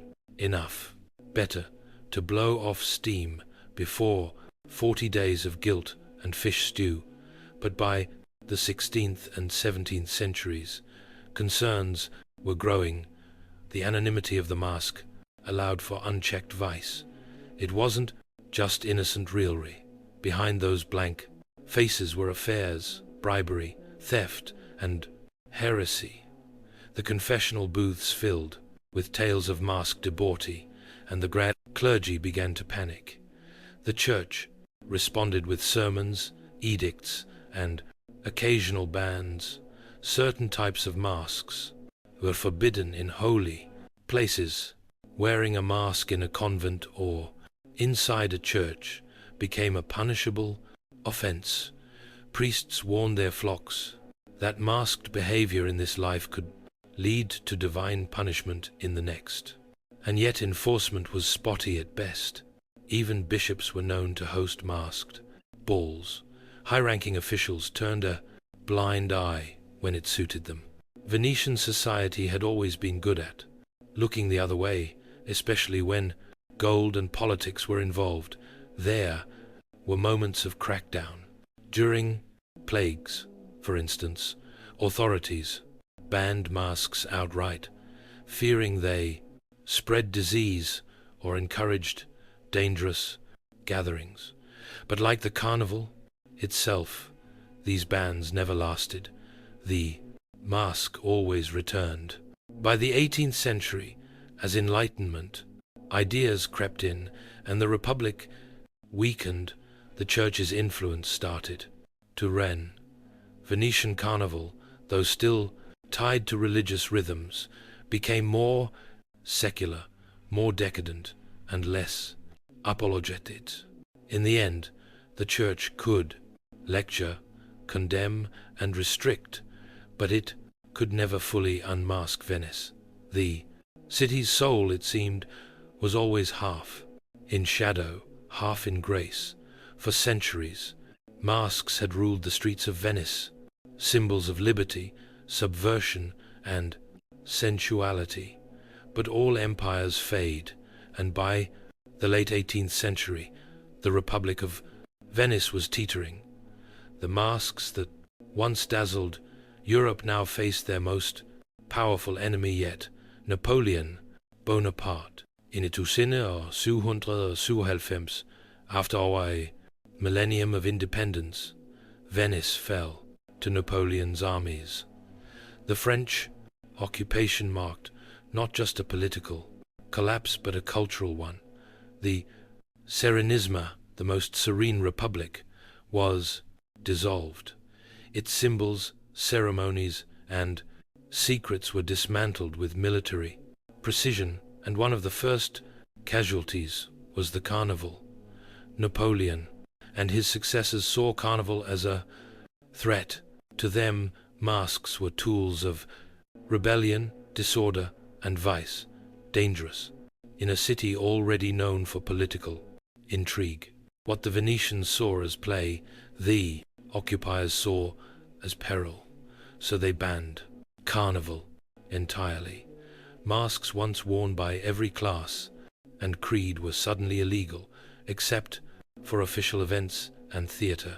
Overnight, the vibrant chaos of Venetian identity gave way to surveillance and silence.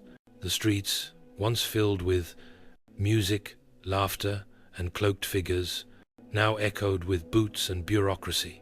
Mask makers, mascheri, who once formed one of Venice's proudest guilds, were driven into obscurity. Some shifted to producing theatre props. Others simply vanished. It was more than a costume ban. It was the end of a way of life. For centuries, masks had allowed Venetians to critique their leaders, cross social lines, and indulge in a second, secret self. Without them, Venice felt exposed, constrained, its theatrical soul stripped bare. The 19th century brought more foreign rulers, Austrians than Italians, and with them, more restrictions. Carnival became a ghost, celebrated quietly in back rooms or preserved only on stage. The grand, masked balls, once attended by kings and composers, disappeared.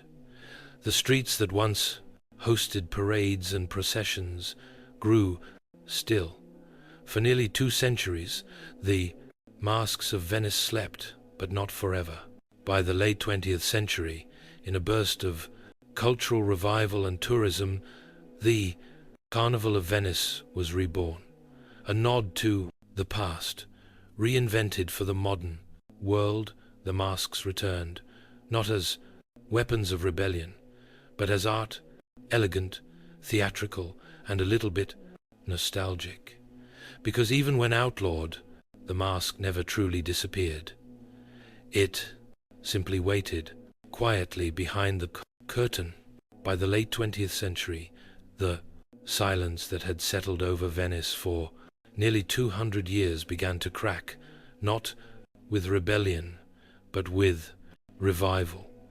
In 1979, the city officially reinstated the Carnival of Venice, and with it came the grand return of the mask. But this time it wasn't about social upheaval or hidden sin.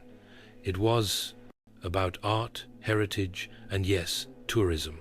The reimagined carnival was spectacular, with backing from local cultural organizations and international sponsors. Venice transformed once again into a living theater.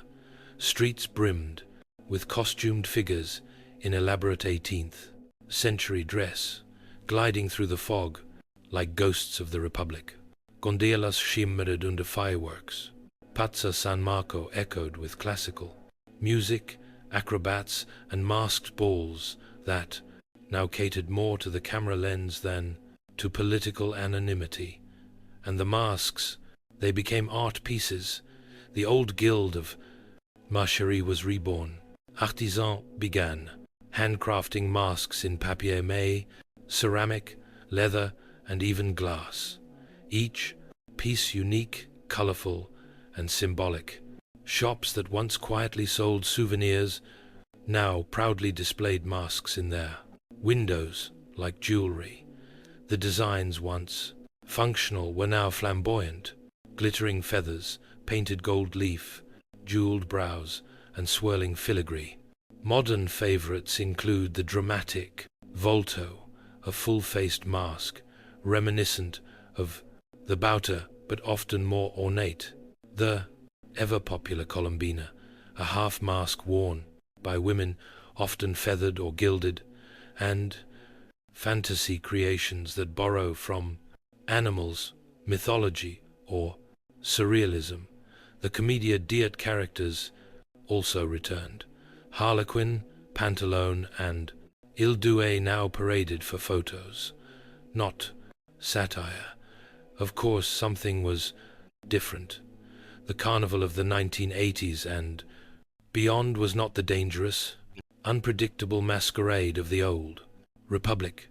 The new carnival was safe, curated, and monetized. It was a festival of memory, a reenactment rather than a ritual. Foreign visitors far outnumbered. Venetians. Costumes were rented, events ticketed, and the once secretive masks now posted proudly on Instagram. Still, the magic persisted. For a few weeks each year, Venice remembered how to be someone else, how to walk in silence beneath a mask, to see without being seen. Even in the age of smartphones and street vendors, that old Venetian spell, mystery wrapped in elegance, still worked. The carnival didn't come back the same, but like Venice itself, it adapted, endured, and shimmered once more. Why did the people of Venice for centuries choose to hide behind masks? What made a culture so devoted to appearances also fall so deeply in love with anonymity? At its core, the Venetian mask is about something profoundly human, the desire to escape one's assigned identity. In a world ruled by birth, class, gender, and obligation, the mask was liberation. Behind it, a merchant could become a rogue, a nun could flirt, a noble could confess weakness, a man could become a woman could become myth. The mask didn't erase your face, it gave you a new one. In this way, masks weren't just fabric and plaster.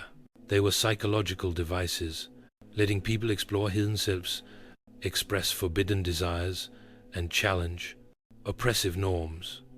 They blurred the line between actor and audience, between performance and personhood. And in Venice, a city built on water, illusion, and shifting reflections, that kind of transformation made perfect sense. Even today, the magic of the mask lingers, whether in carnival or cosplay, Halloween or masquerade balls. The act of hiding the face still holds power. We slip into new roles. We say things we wouldn't otherwise say. We feel braver, freer, bolder. There's a strange honesty in disguise, the kind that tells the truth, not by revealing, but by concealing. The Venetian mask is also a symbol of paradox. It represents both democracy and hierarchy, anonymity and attention, rebellion and tradition. It is both seductive and unsettling. It liberates, but it can also be used to deceive. In Venice, it allowed the oppressed to mock the powerful, and the powerful to commit sins without consequence. It was both shield and sword. As the world today becomes ever more watched, tracked, and exposed, the mask reminds us of something we're losing. The right to privacy, the right to mystery, the right to reinvent ourselves without explanation. In Venice, they wore masks not to hide who they were, but to explore who they could to be. So next time you see a Venetian mask glimmering with gold, feathers fluttering in the wind, remember it's not just a souvenir, it's a key to a city of shadows, to a festival of freedom, to the ever-changing face of human desire. The Kyoto of the early 1860s was no longer a city of serene temples and poetic calm. It had become a battlefield in disguise. Beneath the surface of its wooden eaves and sacred shrines, political violence simmered. Assassins roamed freely, bodies turned up in rivers, and every street corner echoed with whispers of revolution. The root of the chaos was simple. Japan was splitting in two. After more than 2 centuries of peace under the Tokugawa shogunate, foreign powers, especially America, Britain, and France, had forced open Japan's borders. Gunboats had shattered the illusion of isolation. In response, nationalist movements began rallying around a central idea, Sunjoy, meaning revere the emperor, expel the barbarians. But these weren't just slogans, they were battle cries. Pro-imperial samurai from domains like Chosu and Satsuma began infiltrating Kyoto, seeing the city as the symbolic heart of Japan. Their goal, undermine the shogunate's grip and reassert imperial power. Every skirmish, every assassination was a small symbolic strike at the status quo. The shogunate based in Edo, modern-day Tokyo, watched helplessly as its influence unraveled in Kyoto. They still held legal power, but their authority was being mocked in the capital. To respond, the shogunate sent a group of warriors known as the Roshigumi, a temporary militia of masterless samurai or ronin, to act as an escort for the shogun during his visit to Kyoto in 1863. But something unexpected happened. When the mission ended, a splinter group of 13 ronin refused to leave. They saw Kyoto not just as a duty but as a calling. These men would form the nucleus of what would become the Shinsengumi, backed by the Aizu domain, a powerful ally of the shogunate. These men were tasked with patrolling Kyoto and rooting out anti-shogunate agitators. Unlike regular samurai, they weren't nobles or hereditary warriors. Many came from humble or even disgraced backgrounds, but they had one thing in common: absolute loyalty to the shogunate and an ate appetite for blood if needed. Kyoto, once the quiet capital of emperors, was now a city under siege from within. And out of this smoke and paranoia, a new force emerged, wearing blue jackets, wielding swords, and enforcing order with chilling resolve. The Shinsengumi had arrived. The Shinsengumi began as little more than a ragtag band of ronin with a mission. But within a few short years, they evolved into one of the most feared forces in Kyoto, a sword-wielding police corps, draped in blue haori and soaked in the blood of rebels. At the core of this transformation were 3 key leaders: Sarizawa Kamo, Kondo Isami, and Hijikata Tosho. All were ambitious, disciplined, and came from non-samurai backgrounds, an ever insult in the eyes of traditional feudal Japan. But what they lacked in pedigree, they made up for with ferocity and conviction. Sriawa, one of the original co-founders, was violent, unpredictable, and ultimately self-destructive. His reckless behavior, drunken brawls, extortion, and even attacking innocent civilians put the Prokazich fledgling group's legitimacy at risk. Kondo, a former instructor at the Tenon, Rishin Ryu Dojo, and Hijikata, his icy, fanatically loyal lieutenant, saw the danger. So in 1863, they arranged a purge. Sarizawa and his loyalists were assassinated in a night raid by their own comrades. It was brutal, efficient, and set the tone for what the Regis, Shinsengumi, would become. Loyal to the shogunate, loyal to each other, and absolutely ruthless toward internal dissent. Under Kondo's command and Hijikata's iron discipline, the Shinsengumi adopted a strict code of conduct. Members were forbidden from deserting, disobeying orders, or engaging in private duels. The penalty? Seppuku, ritual suicide. If you joined the Shinsengumi, you gave them everything. Your sword, your life, your name. Their distinctive uniform, a light blue Howie jacket, often marked with white stripes, made them instantly recognizable. It was both a badge of honor and a psychological weapon. When Kyoto citizens saw those jackets in the mist, they knew violence was close. But this wasn't just about brute strength. The Shinsengumi saw themselves as samurai idealists, the last vanguard of a fading era. In a time when many warriors were abandoning the sword for politics or firearms, they clung to Bushido, loyalty, discipline, and martial excellence. They didn't want to modernize. They wanted to purify. And so the streets of Kyoto trembled. Assassins were hunted. Conspirators were interrogated or executed.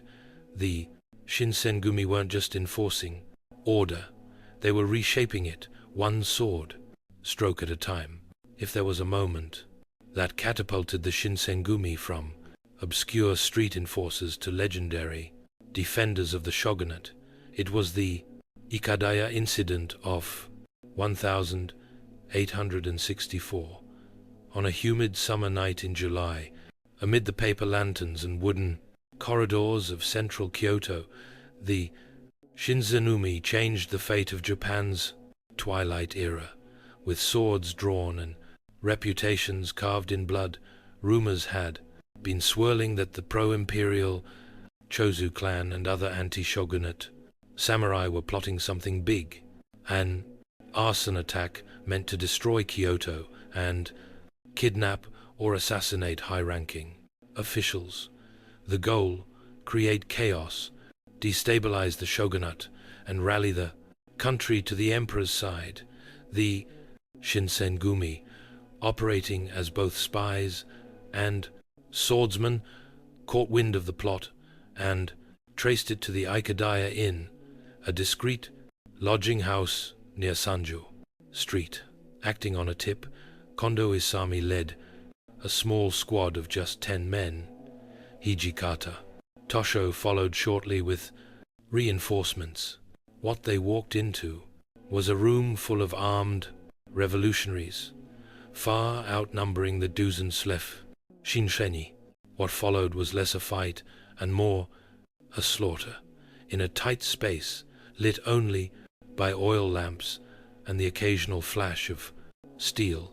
The Shinsengumi launched a ferocious surprise attack. The inn exploded into chaos. Walls splintered, screams pierced the night, and tatami mats ran red. After 2 hours, at least 7 rebels lay dead. Many more were wounded or captured, and the plot to burn Kyoto was thoroughly dismantled. The cost: 1 Shinsengumi member killed, a few injured, but the gain, national fame. The Tokugawa shogunate praised the Tokugawa shogunate, praised the Tokugawa shogunate. Shinsengumi for saving Kyoto, citizens began to see them as necessary guardians. Even their harshest critics admitted one thing: the wolves in blue were terrifyingly effective. But the Ikodia incident also revealed something deeper, that the Shinsengumi were not just defenders of law, but assassins with legal protection. Their power grew, their fear factor intensified, and their enemies multiplied. To the pro-imperial samurai, the Shinsengumi were no longer mere obstacles. They were monsters, tools of an outdated regime, slaughtering their own countrymen for a crumbling shogunate. But for Kondo and Hijikata, that night was proof of purpose. They had drawn their swords for order, and they wouldn't sheath them again until either the shogunate stood firm or they fell with it. The Shinsengumi's rise after the Ikadia incident wasn't just due to brute force. It was the result of a well-oiled culture of discipline, martial precision, and ruthless psychological warfare. Kyoto had no shortage of armed men, but the Shinsengumi made themselves terrifyingly distinct. Their training regimen was legendary. Recruits drilled daily in the Tenon Rishinu, the sword school of Commander Kondo Isami. This was a style built not for elegant duels, but for lethal combat in tight quarters, alleys, in rooms, crowded temples, the kind of swordsmanship that worked in real Kyoto streets, not on polished dojo floors. And they didn't just fight with steel. Surveillance and intelligence were key parts of their strategy. The Shinsenumi maintained a tight network of informants, many of them disguised as commoners, monks, or merchants. They shadowed suspects, intercepted messages, and eavesdropped on rebels' whispers. When they struck, they already knew everything: names, hideouts, allies. But fear was their real weapon. Kyoto residents learned to dread the midnight knock, a sudden raid, a flurry of sandals on wood, and the unmistakable flash of light blue. Hurry as men were, dragged away, often never to be seen again. The Shinsengumi carried a reputation for zero tolerance. One rebellious whisper could get you interrogated, beaten, or executed on the spot. Even among themselves, disobedience meant seppuku. Hijikata Tosho, nicknamed the Demon Vice Commander, enforced this culture with chilling resolve. Cold, calculating, and fiercely loyal to the Tokugawa cause, he created a core that demanded more than obedience. It demanded identity. Members were no longer individuals. They were Shinsengumi first, men second. Their ranks swelled. From 13 original Ronin, the core grew to nearly 200 at its peak. But this expansion came at a price. Not all recruits shared the original members' fanaticism. Some were spies. Others cracked under the pressure. Internal purges became common. Brothers turned against brothers. Yet, in the midst of all this, the Shinsenumi still held one absolute belief that Japan's feudal order was worth defending. They weren't fighting for a paycheck. They were fighting for an ideal. The samurai world, where loyalty trumped politics and the sword defined truth. But ideals, no matter how sharp, can break, and a world around them was beginning to change faster than any katana could strike. As the 1860s marched on, the ground beneath the Shinsengumi began to shift. The Tokugawa shogunate, the very institution they had sworn their lives to protect was losing its grip on Japan. Foreign pressure, internal dissent, and economic turmoil had cracked its foundations. What had once been a question of loyalty was fast becoming a question of survival. Outside Kyoto, powerful domains like Satsuma and Chozu were uniting behind the emperor. Once rivals, these clans now shared a common enemy, the Tokugawa regime. And while the Shinsengumi were busy hunting rebels in alleyways, these domains were modernizing their armies, importing rifles, training with Western officers, and preparing for war. The age of the sword was being eclipsed by the age of the bullet. Inside the city, public opinion was also shifting. The Shinsengumi's once heroic image had begun to sour. Their strict methods, once seen as necessary, were now viewed as brutality. Their patrols were feared, not respected, and when they killed, it no longer felt like justice. It felt like desperation. In 1867, the blow finally came. Tokugawa Yoshobu, the last shogun, announced his resignation and handed power back to the emperor.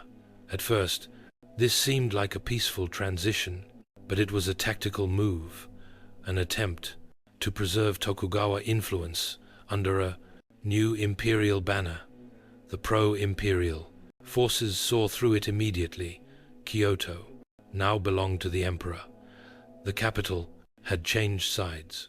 The Shinsengumi, however, refused to stand down. To them, Yoshobu's resignation was a betrayal, but not the end. They relocated to Fushimi, a village south of Kyoto, and began preparing for battle. The pro-imperial army was moving fast, modern weapons in hand, and the second, Shinsengumi, still armed mostly with swords, were dangerously behind. They called it the Boshin War, a civil war between the old Tokugawa order and the new imperial forces. The Shinsengumi would become one of the last true samurai battalions to fight in it. The world around them was changing at gunpoint, but they wouldn't abandon their code. They wouldn't modernize, and they certainly wouldn't remove their blue jackets. Instead, they sharpened their blades and marched toward history's final battlefield. In January 1868, as snow fell over the outskirts of Kyoto, the Shinsengumi faced their most formidable challenge, the Battle of Toba Fushimi, a clash that would ignite the Boshin War and mark the beginning of the end for the samurai order. The Shinsengumi, still loyal to the Tokugawa shogunate, took up arms alongside a small contingent of Tokugawa forces, their enemy, a coalition of Satsuma, Choshu, and Tosa domain. Warriors armed not just with swords, but modern rifles, artillery, and Western training. The Shinsengumi, dressed in their signature blue haori and carrying katanas and outdated firearms, looked like ghosts from a bygone age, romantic, proud, but tragically outmatched. Commanding the Shinsengumi was Kondo Isami. Though he was no longer the swift swordsman of Ikadia fame, age, injury, and responsibility had slowed him.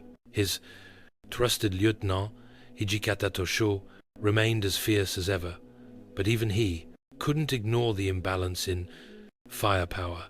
The clash began with volleys of gunfire and cannon blasts, technology that rendered swordsmanship nearly useless.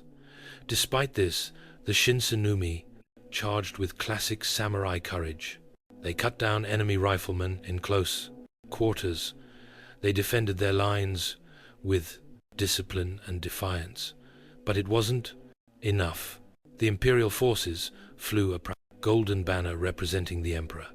and many Tokugawa troops, demoralized and confused, refused to fire on it.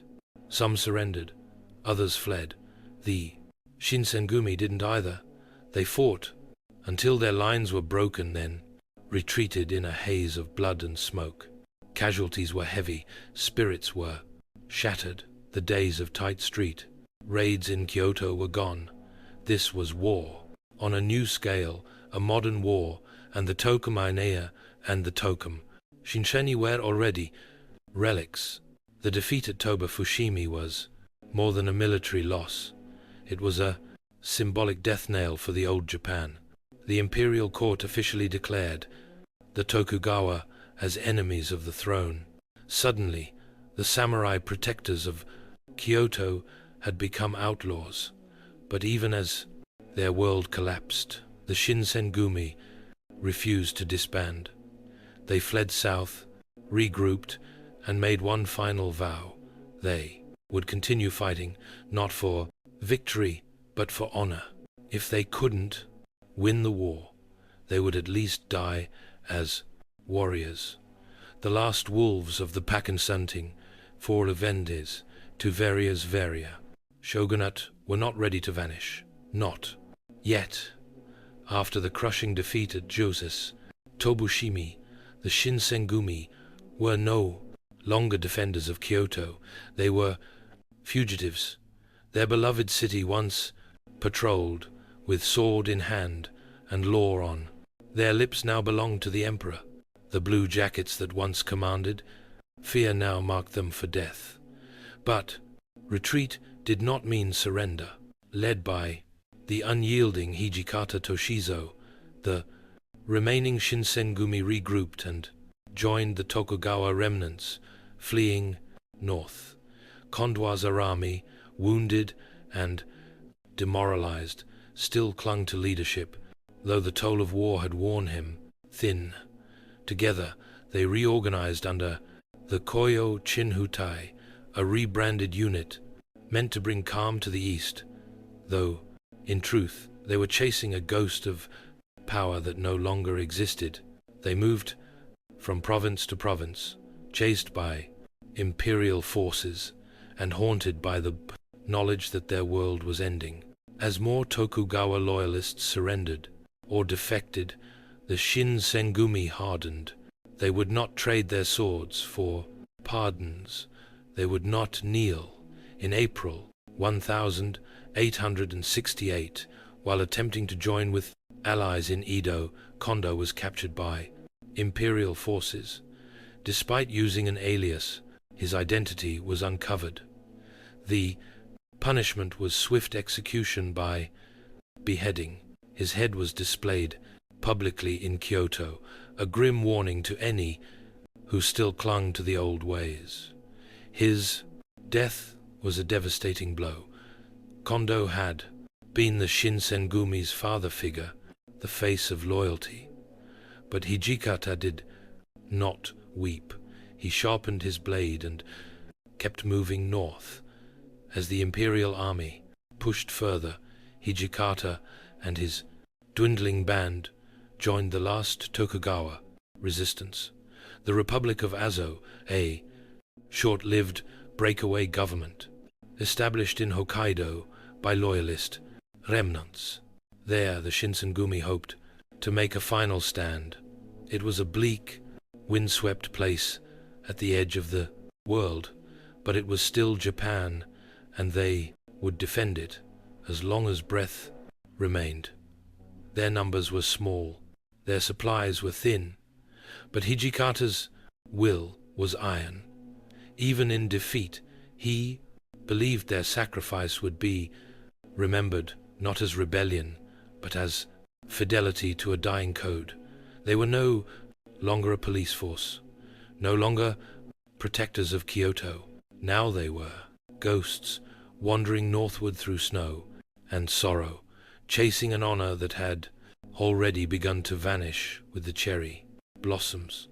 By 1869, the Shinsengumi had followed the crumbling Tokugawa dream as far north as they could go. Hokkaido, then still called Izo. This frozen frontier, wild and underdeveloped, became the final refuge for the shogunate last loyalists. There, a desperate attempt was made to preserve their vision of Japan in the form of the Republic of Rapal Law.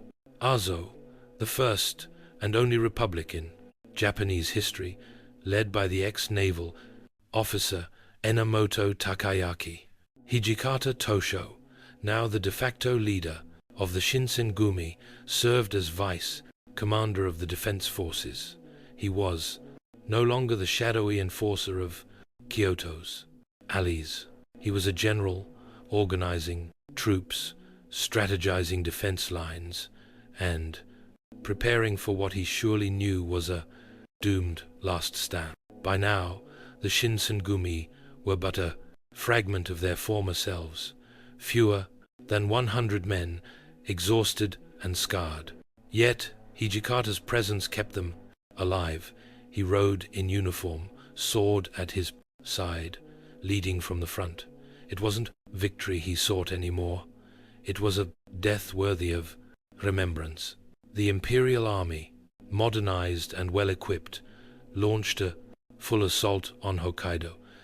They captured stronghold after stronghold, pushing the last samurai forces toward Hakodate, the final bastion.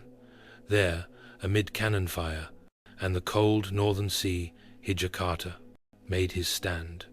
On the 20th of June, 1869, during a skirmish near the fort of Aponji, Hijikata was struck by enemy fire, a bullet to the lower back.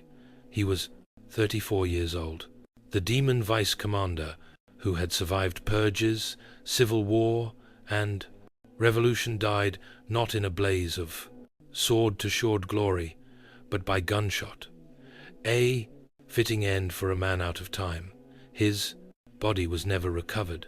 Some say it was buried secretly by loyal comrades. Others believe he was cremated to avoid desecration. But his final letter, written shortly before the battle, contained no bitterness, only pride, and a single request that his legacy be remembered. With Hijikata's death, the Shinsengumi effectively ceased to exist. The Republic of Izo surrendered days later, marking the complete collapse of the Tokugawa loyalist resistance. The Maji government had won. The samurai age was over, but in the snow and silence of Hakodate, the ghost of Hijikata remained. He had lost the war, but kept his code, and in doing so, he became immortal. Though the Shinzeni were ultimately defeated and disbanded, their legacy lived on far beyond the battlefield. In the rapidly modernizing Japan of the Maji era, the world they had fought to preserve was vanishing. Yet the Shinzeni story became a powerful symbol of loyalty, sacrifice, and the samurai spirit. During the Maji Restoration, Japan abandoned feudalism, embraced Western technology, and rewrote its social order. The samurai class was abolished, swords were banned, and a new national army arose. To many, the Shinsengumi represented a bygone age, fierce, inflexible, and tragically outmatched by progress. But their story resonated deeply, especially in literature, theater, and later film. Writers portrayed them as tragic heroes, men who knew the world was changing but chose to fight anyway. Loyal to a fading ideal, their strict code of conduct, willingness to sacrifice everything, and intense brotherhood captured imaginations. Among the most celebrated figures were Hijikata Tosho, the demon vice commander whose iron will defined the group's character, Kondo Isami, the honorable leader executed with dignity, and Okita Soji, the youthful sword prodigy whose skill became legendary despite his illness. Today, the Shinsengumi have become a cultural icon in Japan and beyond. Their blue houri distinctive swords and stories of fierce loyalty appear in manga, anime, and movies. Historical reenactments and museums in Kyoto and Tokyo celebrate their memory, drawing visitors fascinated by their dramatic history. More than nostalgia, the Shinsengumi's legacy is a reminder of the tension between tradition and change. They stood at the crossroads of history, caught between samurai swords and rifle barrels, feudal codes, and modern laws. Their fight was not just political, it was deeply personal, embodying a struggle many cultures face when confronted with unstoppable progress.